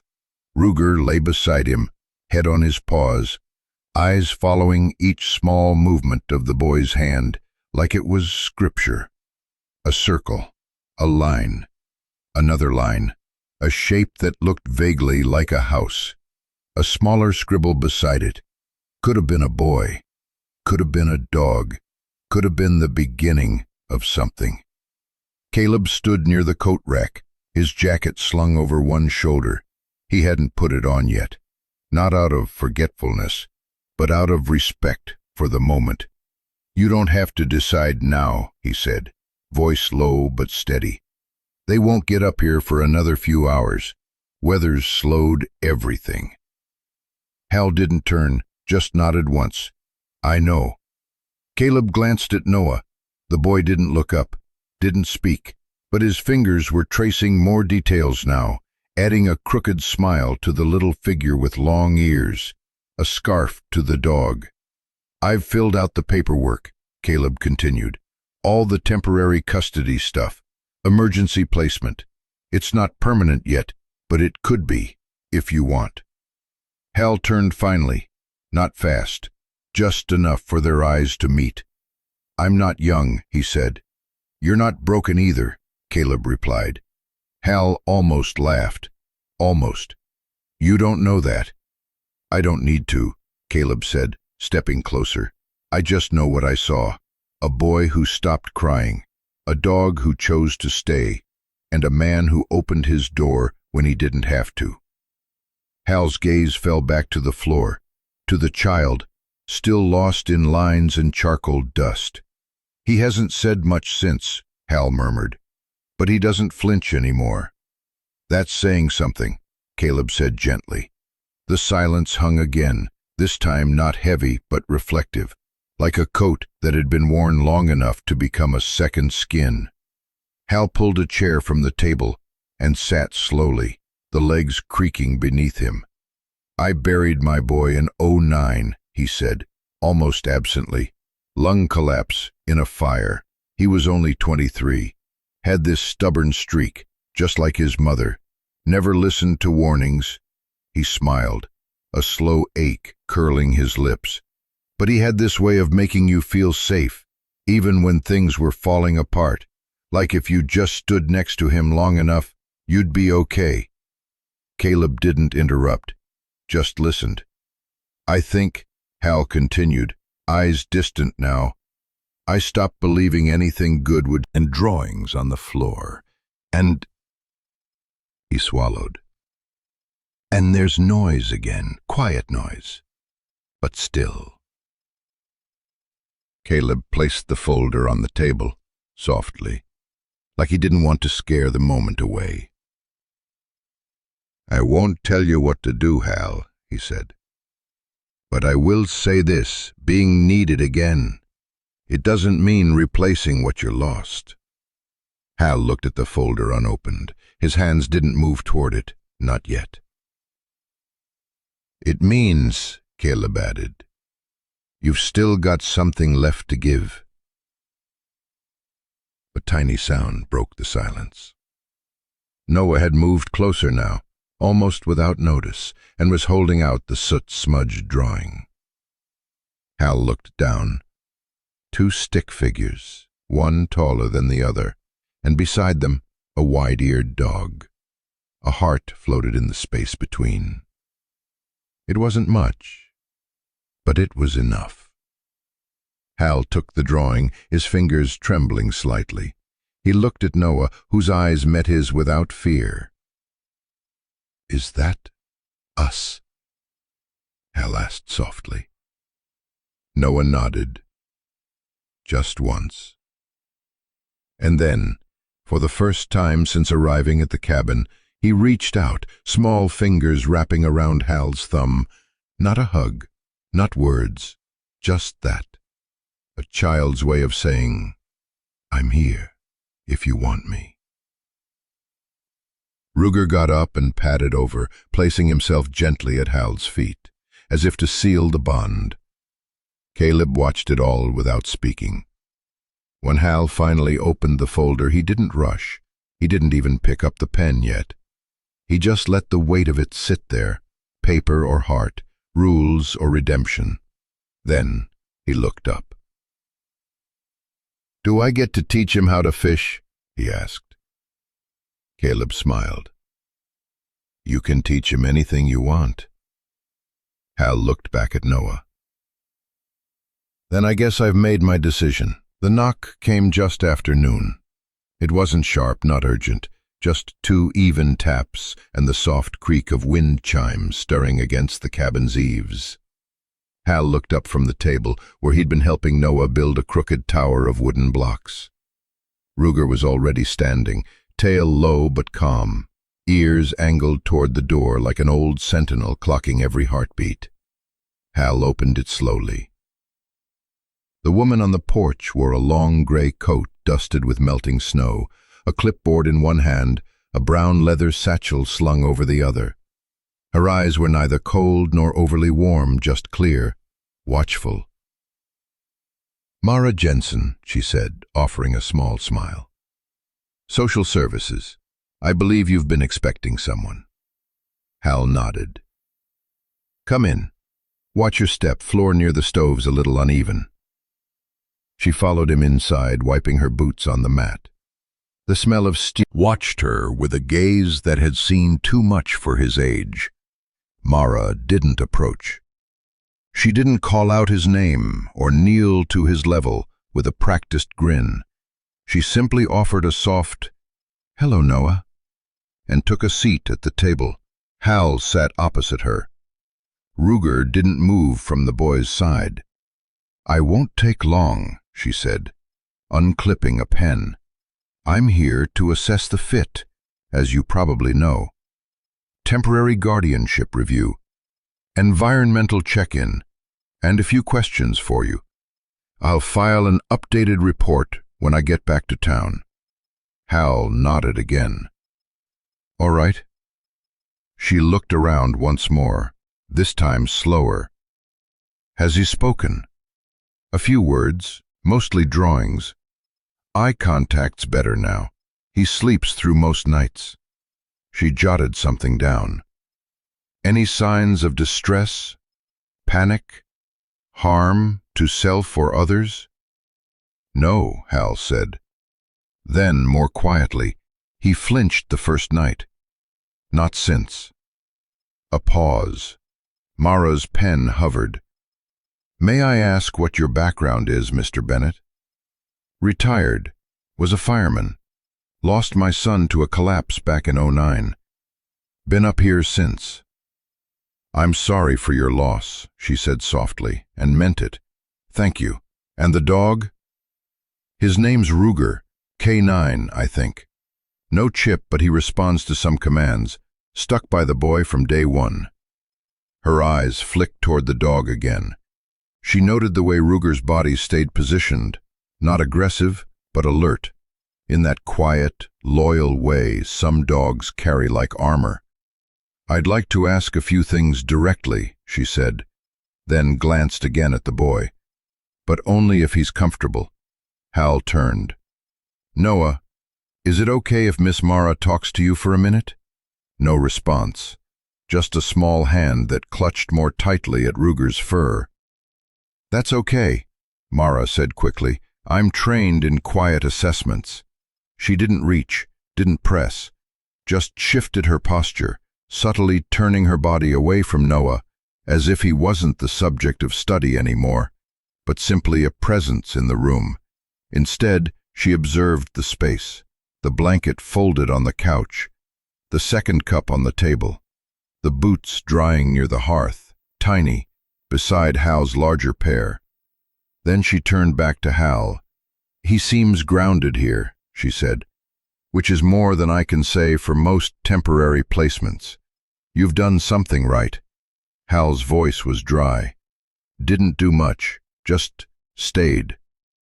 "Sometimes," she said, "that's everything." There was a quiet clatter behind them. Noah had picked up one of the blocks and begun stacking again.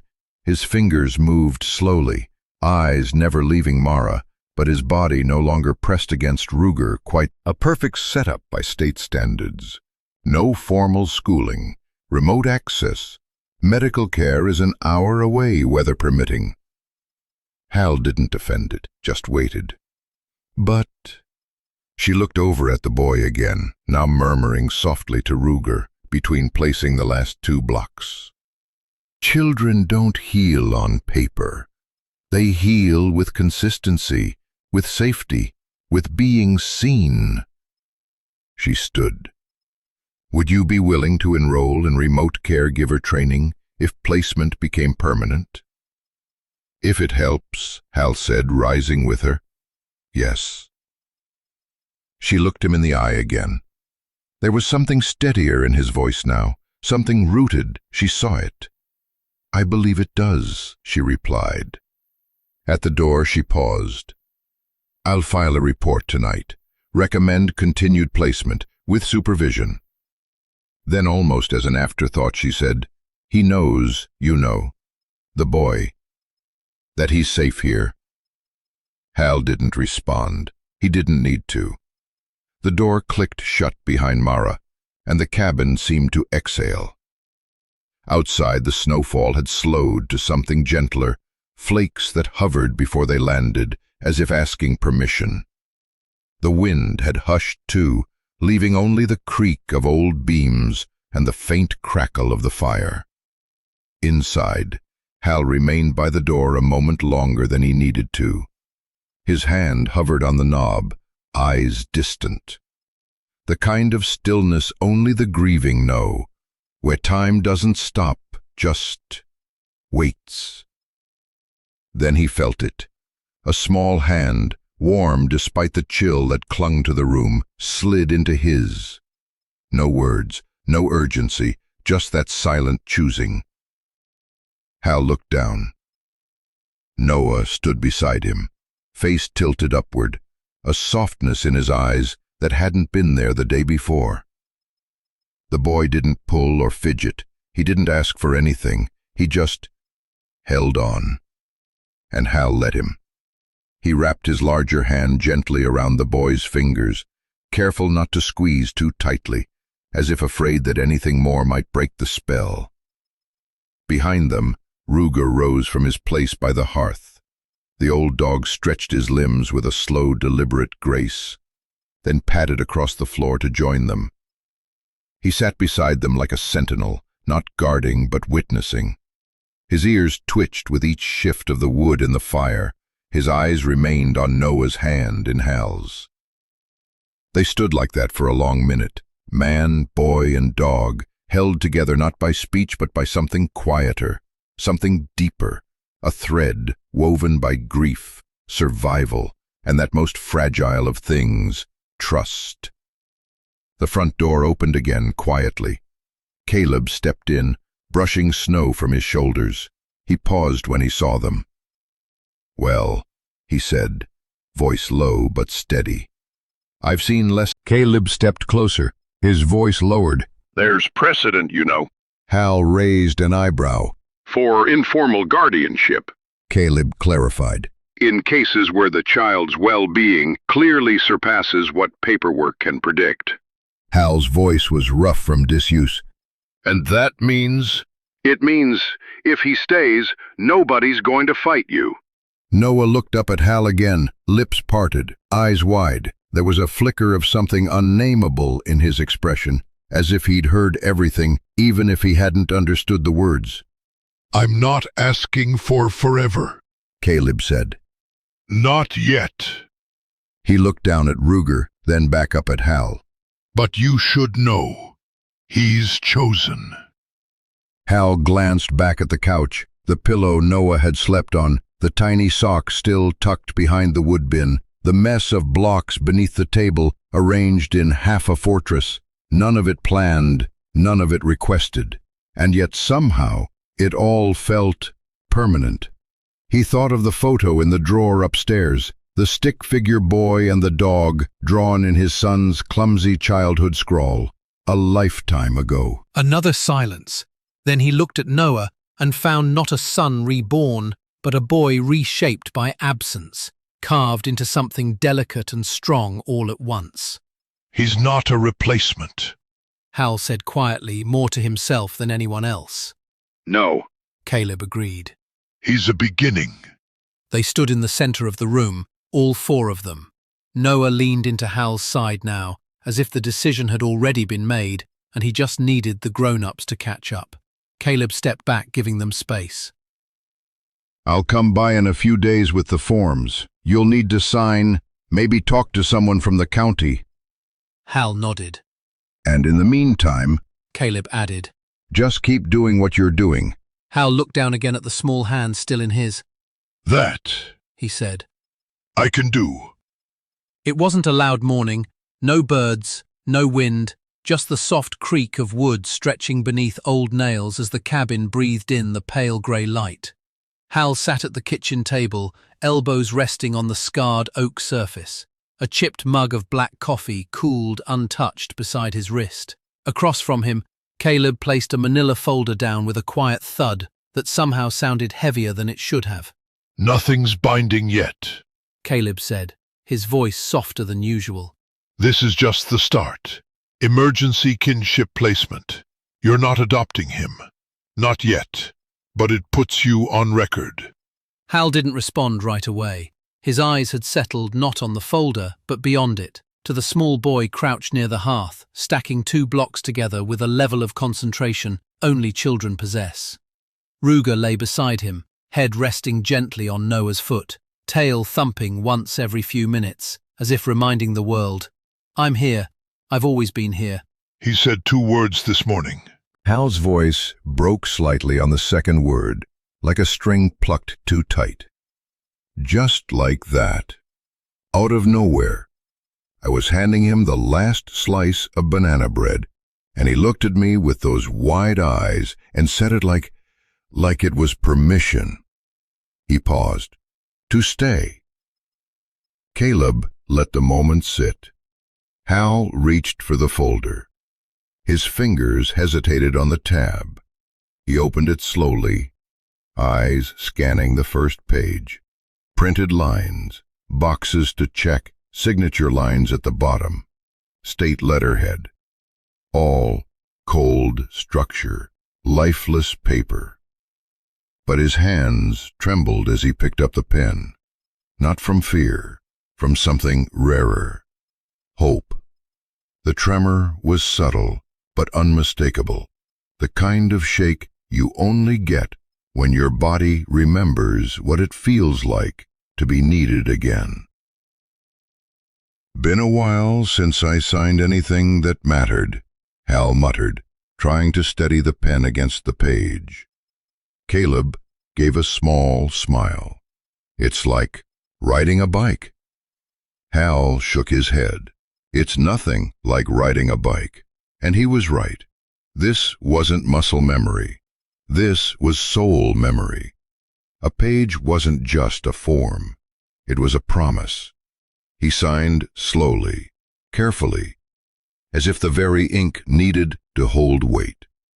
When he finished, he let out a breath he hadn't realized he'd been holding. The pen clinked softly on the table as he set it down. His fingers hovered over it a moment longer, as though reluctant to let go. Caleb reached out, collecting the papers gently. "I'll bring these into the county tomorrow," he said. "It'll take time, maybe longer than it should, but you've got shelter, food, a heartbeat that cares." He nodded toward Ruger. "And the best damn guardian I've ever seen." Ruger, as if on cue, lifted his head and looked at them. His ears perked, but his body stayed still. He knew. Somehow, he always knew. Hal glanced at Noah again. The boy had abandoned the blocks now and was quietly drawing with the charred end of a stick on a piece of scrap wood Caleb had handed him earlier. It was crude but clear. 3 shapes: a boy, a dog, and a tall figure standing beside them. No mouths, just eyes, wide, watching, together. "You think you'll remember any of this?" Hal asked quietly. Caleb followed his gaze. "Probably not all the details, not what day it was, or what forms you signed." He paused. "But he'll remember who stayed." Hal nodded once, eyes misting despite himself. "That's enough." The door rattled softly as a gust of wind. The boy reached up and touched Hal's cheek, a soft, almost feather-light brush of fingers, like he was checking if the man was still real. Hal closed his eyes and leaned into it. No words were needed. The paper had been signed, but this was the real agreement. It began with windows. For months, frost had claimed the glass like a second skin, fingerprints of old storms etched into the corners never fully thawed. But one bright, breath-steamed afternoon, Hal stood at the kitchen sink, looked out, and thought, "Let's just see." A warm rag, some vinegar, and a little mussel. The grime peeled away, and there it was, a world beyond the fog. Trees stripped bare but standing, sky pale but open. The next morning, Hal cleaned the other windows, then swept the floor, not because it needed it, but because someone small liked to draw rockets and stick dogs in the clean soot lines.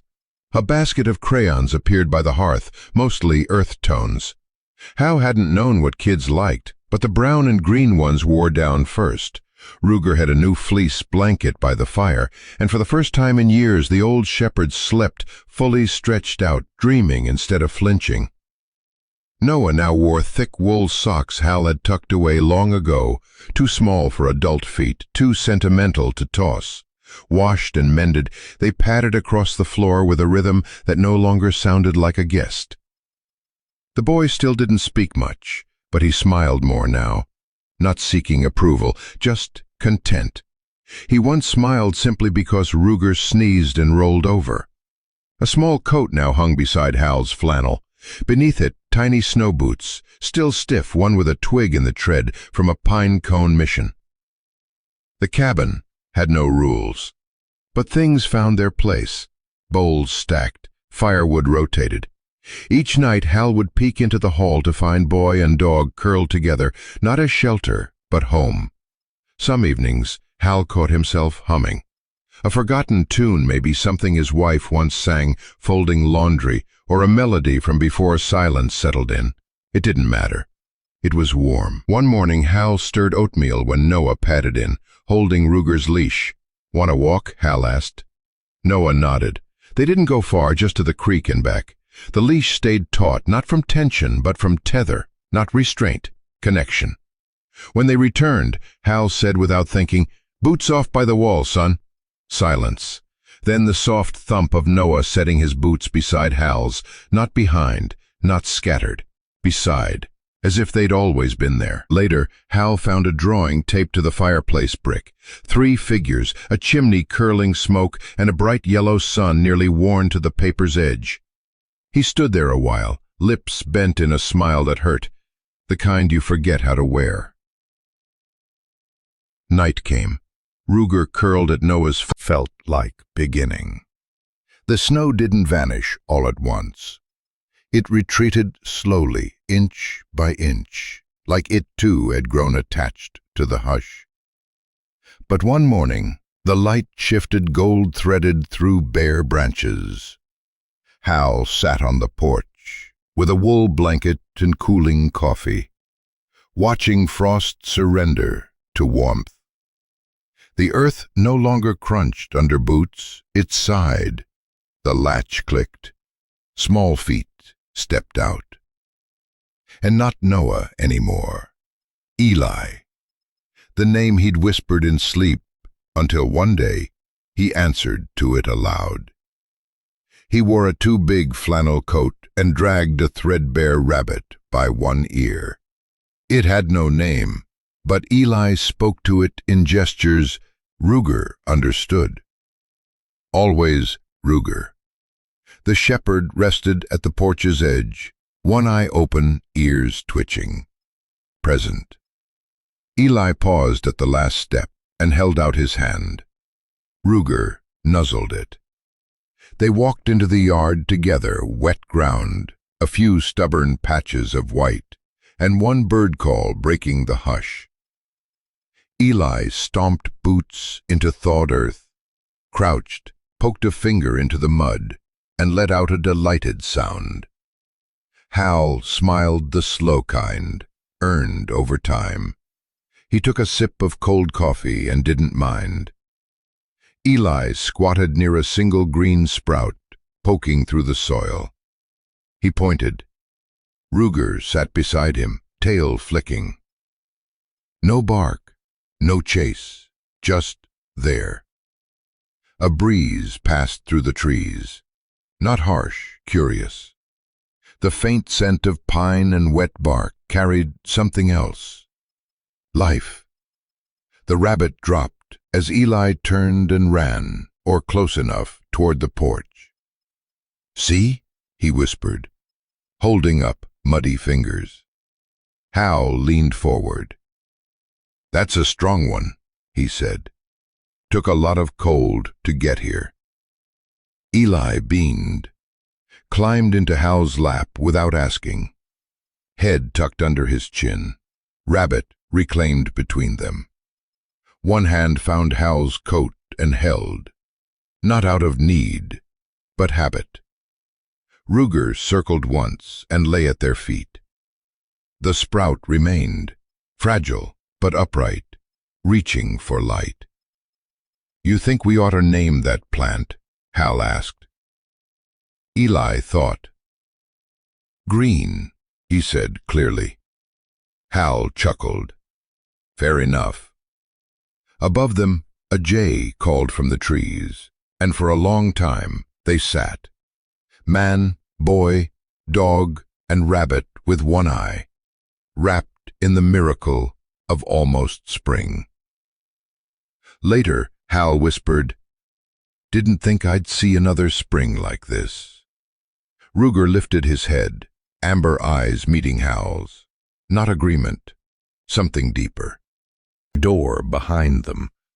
Hal had printed it that morning, the first color photo in the cabin since Benjamin. It jammed twice, the colors were off, but it didn't matter. He climbed the short ladder by the fireplace and placed it gently on the mantel, nudging it left, then right, until it sat beneath the old stocking hooks. Below, the fire crackled, not big, just steady. Coals from last night kept alive for socks, soup, and stories. As Hal stepped down, Ruger padded over and sat before the hearth. He looked up at the photo and gave a soft chuff, not a bark, more a knowing. "You remember," Hal said.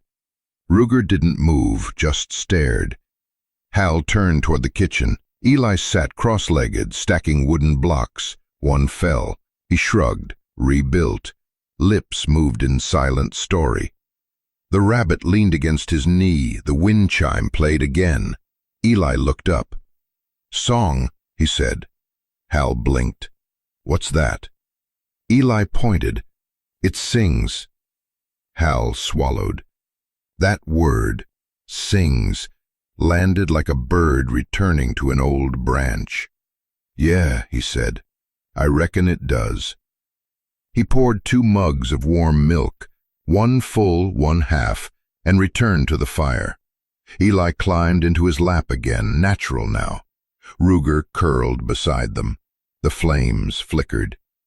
"Used to be," Hal whispered. "I thought fire only took things away." Eli leaned back, breathing slow. "But it can give, too," Hal said, mostly to himself, "when someone stays, when someone tends it." The fire popped. The wind eased. Above them, the chime offered one final note, not because the wind had stopped, but because it had said what it came to say. The cabin didn't feel like a cabin anymore. It felt like home, because a boy had learned to speak in touches and truths, because a dog had remembered what it meant to belong. As golden shadows stretched across the floor, Hal reached up, touched the photo frame one last time. A boy, a dog, a porch, and the fire inside. All here, all staying. The day had begun soft. A low sun filtered through the mist outside the cabin, casting the frosted windows in pale gold. Inside, the fire hummed low. Breakfast dishes clinked in the sink. Ruger lay by the front door, breath slow and even. Noah, quiet as ever, sat cross-legged beneath the window seat, where Hal had stacked board games the night before. But Noah wasn't interested in games.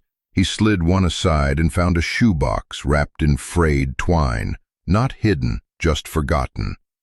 Inside, old letters, folded papers, and a crayon drawing of a fire truck, crooked wheels, too many windows, a child's art. A stick figure in the front. Memory. Noah stepped closer and asked, "Is this yours?" Hal knelt beside him. "That was the last letter I wrote to my son," he said. "After." "What did it say?" Hal sat beside the boy, his voice soft and even. "I wrote it after the funeral, when I couldn't sleep, when the house still smelled like smoke and silence was louder than sirens. I didn't know where to send it, but I had to say things." Noah offered the letter. Hal took it like it was sacred. He read a part aloud, not the whole thing, just enough. I'm sorry I couldn't save you. That's what fathers are supposed to do, right? I still see you on the porch, red boots on the wrong feet, waiting for me to come home. I still hear you laughing when Ruger used to steal your cereal. I don't know how to live in a world where your voice doesn't exist, but I'm trying, Ben. I promise I'm trying. The words fell like snow, soft, but changing everything they touched. Noah pressed his small frame into Hal's side, silent. Hal wrapped an arm around him, like it was something he'd done 100 times. Ruger lifted his head, watching, guarding, understanding. Minutes passed without needing to be measured. Then Noah whispered, "I never had a letter." Hal's throat tightened. "Would you like one?" Noah nodded. Hal looked down at the old paper. "I'll help you write one," he said. "You don't have to send it anywhere, just somewhere your heart can breathe." Noah closed his eyes. His fingers curled into Hal's shirt, not from fear, but from finding something steady. A letter had brought the past into the room. A hug made space for the future. The calendar on the cabin wall didn't mark anything. No red circle, no words, just a quiet box in the top right corner. February 17th, Benjamin's birthday. Hal had woken early, like he used to. The cabin remained still, the world outside hushed in falling snow. Ruger lay near the hearth. Noah slept on the sofa, curled like a comma. Hal moved slowly, not frail, just reverent. He gathered flour, eggs, the old sunflower bowl. The griddle sizzled as he stirred the batter thick, lumpy, just how Ben had liked it. He didn't speak, he didn't need to. Even silence remembers. Noah stirred, crossed the room, and climbed onto the stool by the hearth. Hal turned. "Morning, partner." Noah nodded, solemn. As the scent of chocolate and butter filled the cabin, Noah began to hum, low, tuneless, from somewhere deep. It wasn't a song Hal recognized, just a melody carrying something tender. Ruger nudged Noah's leg. The boy placed his hand on the dog's head, still humming. Hal cleared his throat. "Today would have been my boy's birthday," he said. Noah looked back, quiet and present. Then he slid off the stool, walked around the table and climbed into Hal's lap. He didn't speak, just rested his head on Hal's chest. Hal wrapped his arms around the boy slowly, relearning an old motion. Noah's fingers curled into his shirt, and then the hum returned. A lullaby, not for sleep, but for sorrow. On the mantel, a photo of Ben, and beside it, a crayon drawing Noah had done, a fire truck with a boy, a dog, and 2 names. Ben, Noah. Ruger lay beside them like a sentinel. The wind softened. Inside, something new began. Not a celebration, just pancakes, a wordless song, and the kind of remembering that no longer ached quite as much. Later that evening, the fire had burned to a soft bed of coals, casting amber halos on the cabin walls. Outside, the snow whispered across the pine. Inside, Hal didn't move. He sat in the old rocking chair, the one that had once held him and Benjamin together. Now his arms were empty, but his heart was not. Across the room, Noah slept on the rug, hand resting on Ruger's fur. The dog didn't stir. His breathing deep, his body stretched between boy and hearth, like a sentinel made of memory. Hal watched, not because he feared waking them, but because peace this deep asked for stillness. A faint roll of thunder rumbled far away. Hal didn't flinch. Thunder used to mean panic, flashbacks, but not anymore. He reached for his notebook, leather-worn and creased. He opened to a blank page. The pen hovered. Then, in careful handwriting, he wrote, "He's not a replacement. He's a beginning." He paused. Ruger shifted, exhaling deep. The fire popped. Hal continued, "Ben, I didn't think I had room left. Not for anyone else. But I was wrong.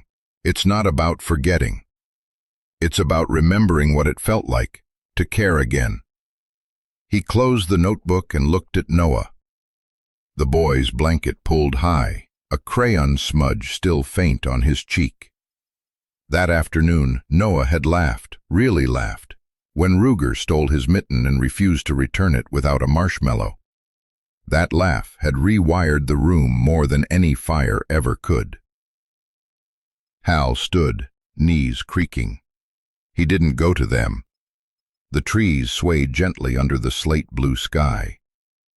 The wind chime above the porch whispered, not loud, just a soft sigh, the kind only heard when you're finally quiet inside.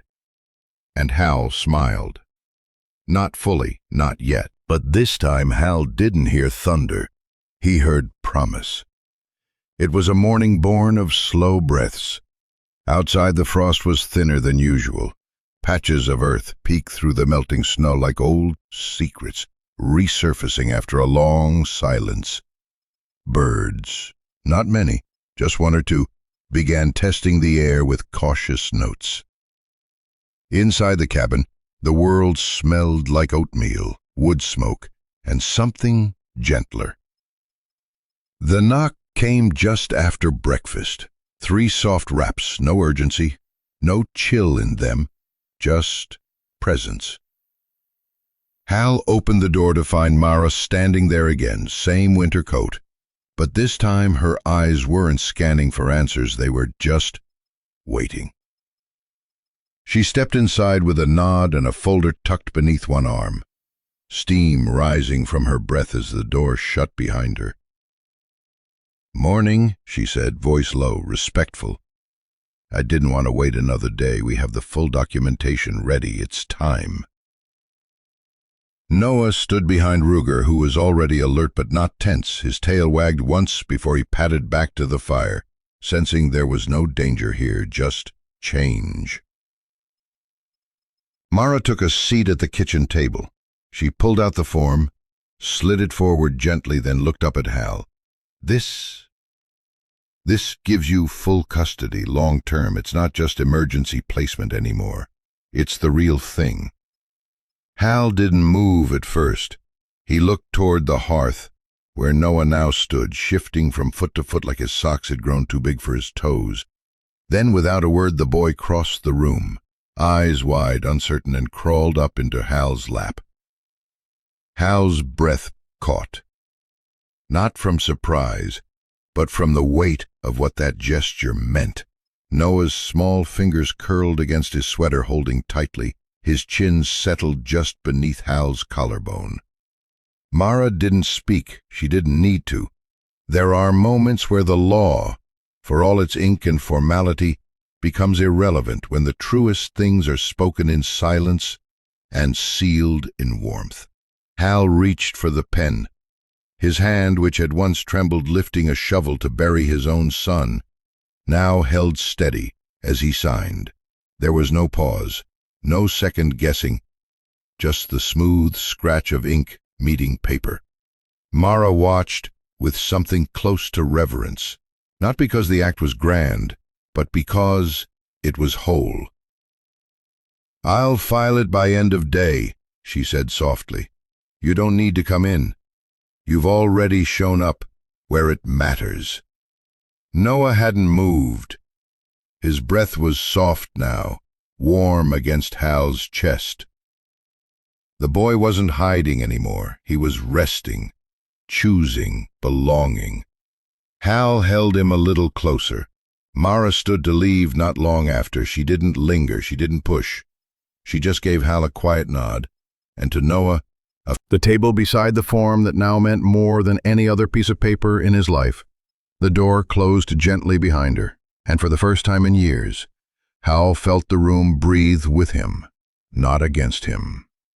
The snow had almost vanished by then, leaving soft mud and patches of moss along the tree line. Spring, real spring, was creeping in, not loud or showy, but like an old friend who came back without knocking. Inside the cabin, the air held a kind of settled quiet, not the hush of fear or grief or waiting, but of belonging, of peace earned. It was on a Tuesday morning that the knock came, not Mara's, not Caleb's, a stranger's rhythm, polite but unfamiliar. Hal answered the door with his sleeves rolled up and his hands smelling faintly of cedar and coffee. A woman stood there, camera slung over one shoulder, notebook in hand. She wore her hair in a loose braid and had the alert eyes of someone used to noticing things others missed. "Hal Bennett?" she asked, already knowing the answer. "I might be," he replied, careful.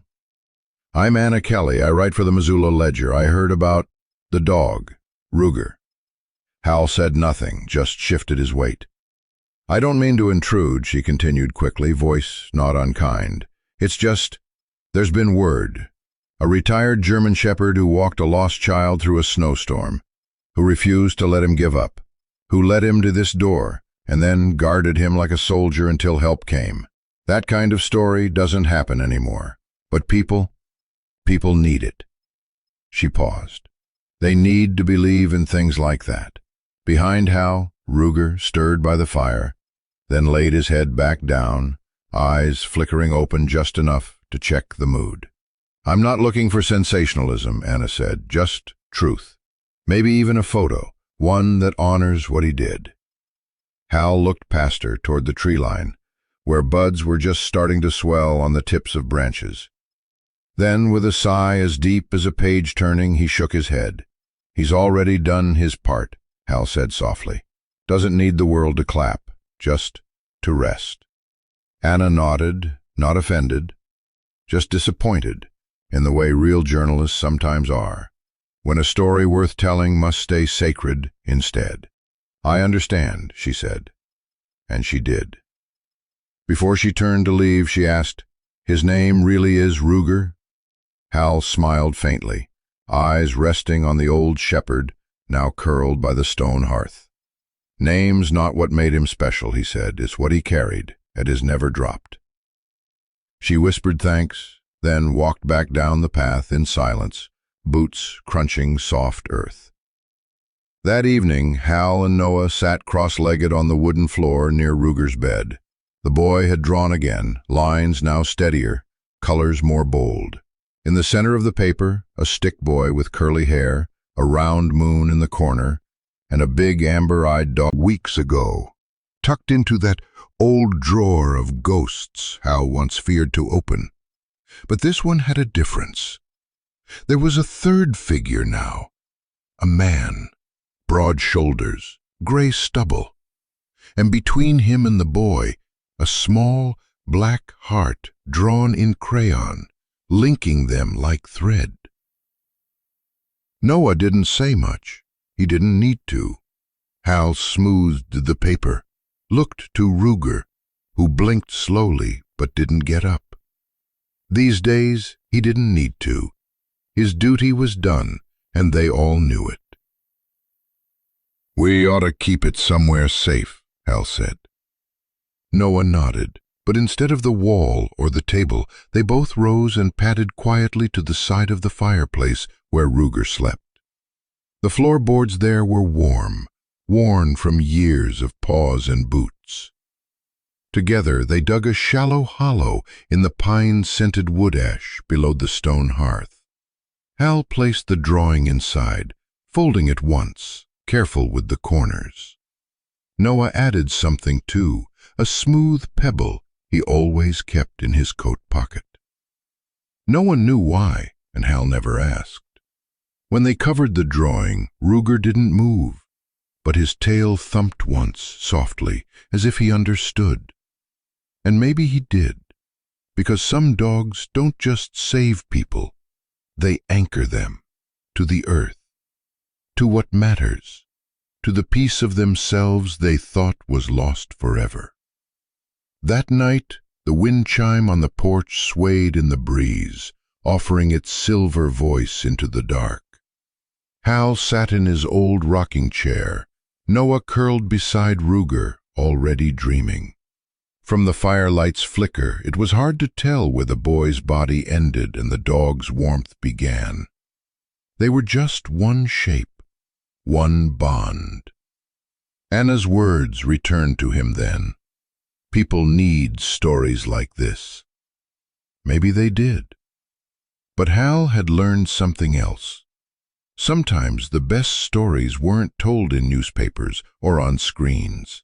They were lived, quietly, fiercely, and without needing applause. The frost gave up slowly that year, as if reluctant to release its grip on the hills. But even stubborn winters must eventually bow to light. One morning the trees began whispering again. Not the brittle creaks of cold or wind's warnings, but something softer, sap rising, buds stretching, life tentative and brave. At the edge of the clearing where the gravel met the woods, a new mailbox stood. Plain, wooden, sanded by hand. The kind built slowly with care, not because it was urgent, but because it mattered. Hal had carved it himself. He wasn't a craftsman, not really, but there was steadiness in his hands again, enough to hold a saw true, enough to shape gently over his chest. The morning sun caught on his silver hair, now less wild, trimmed just enough to not scare the social worker. Ruger sat in the grass, nose tilted into the breeze, eyes half closed as if memorizing the way this day smelled. No threat, no noise, just spring returning. "Guess that makes it official," Hal murmured. Noah glanced up at him, then back at the mailbox. He didn't speak. He rarely needed to anymore. The boy's quiet had grown into something deeper than silence. It had become trust. Hal stepped forward, adjusted the little red flag, more out of instinct than necessity. No letters yet, no bills, no court documents. Just the hope of maybe a card one day, or a postcard from Mara, who promised she'd check in come July. They'd cleared the weeds along the path, laid new gravel, painted the front door a shade of deep green that Noah insisted was the same as Ruger's eyes, though neither of them could quite agree if that was true. Inside the cabin, signs of the old life and the new one coexisted gently. The oil lamp still hung by the window, though they rarely used it now. Next to it, a stack of drawings, some from Noah, others saved from Hal's attic. Fire trucks, trees, a boy and a dog beneath stars. A wind chime stirred again on the porch, the same one that hadn't made a sound for nearly a decade, until the boy and dog arrived. The cabin breathed differently now, less like a place clinging to memories, and more like a chest finally filling with air after being held tight too long. Later that afternoon, Noah returned with a small bouquet of wild violets. He offered them silently to Hal, who took them as if they were gold. "Didn't have to," Hal said, voice rough as gravel, but soft in tone. Noah shrugged and sat down on the porch step beside Ruger, who leaned into him, sighing like an old tree swaying in approval. Hal placed the flowers in a chipped mason jar beside the kitchen sink. Next to it, a magnet held up a photo Caleb had mailed weeks before. The three of them standing by the tree line, Ruger's ears alert, Noah's hand tucked in Hal's coat. Hal, half smiling, looking like a man still surprised to be standing in the sun. Evening came slow, the way it should. They ate lentil stew. Ruger got the last bite, as always. Noah laughed, a real one. By time. Ruger sat on Hal's other side, close but not needing to press in, just near enough that his warmth was felt. Together they watched as the wind stirred through budding branches. The trees above them swayed gently, not in warning, but in witness. There would be storms again. Life didn't forget how to break. But tonight there were 3 names on the mailbox, and for the first time in a long, long while, that was enough. Sometimes what saves us isn't a miracle. It's a paw resting on our lap, a gentle nudge when words fail. The loyalty of a German shepherd isn't loud. It's steady. It waits at the door, follows your shadow, curls up at your feet like it's always belonged there. And in that quiet companionship, something in us softens, begins to heal. If this story touched a part of you, maybe reminded you of a dog you once loved, or the one who's with you now, there's a small resource I found comforting. It's not a sales pitch, just something I stumbled upon that helped me understand my dog a little better and connect a little deeper. If you're curious, take a look. If not, that's perfectly okay too. Thank you for being here, for believing in second chances and in the quiet kind of love that doesn't need applause. And if you ever needed a sign to sit beside your dog a little longer tonight, this might be it.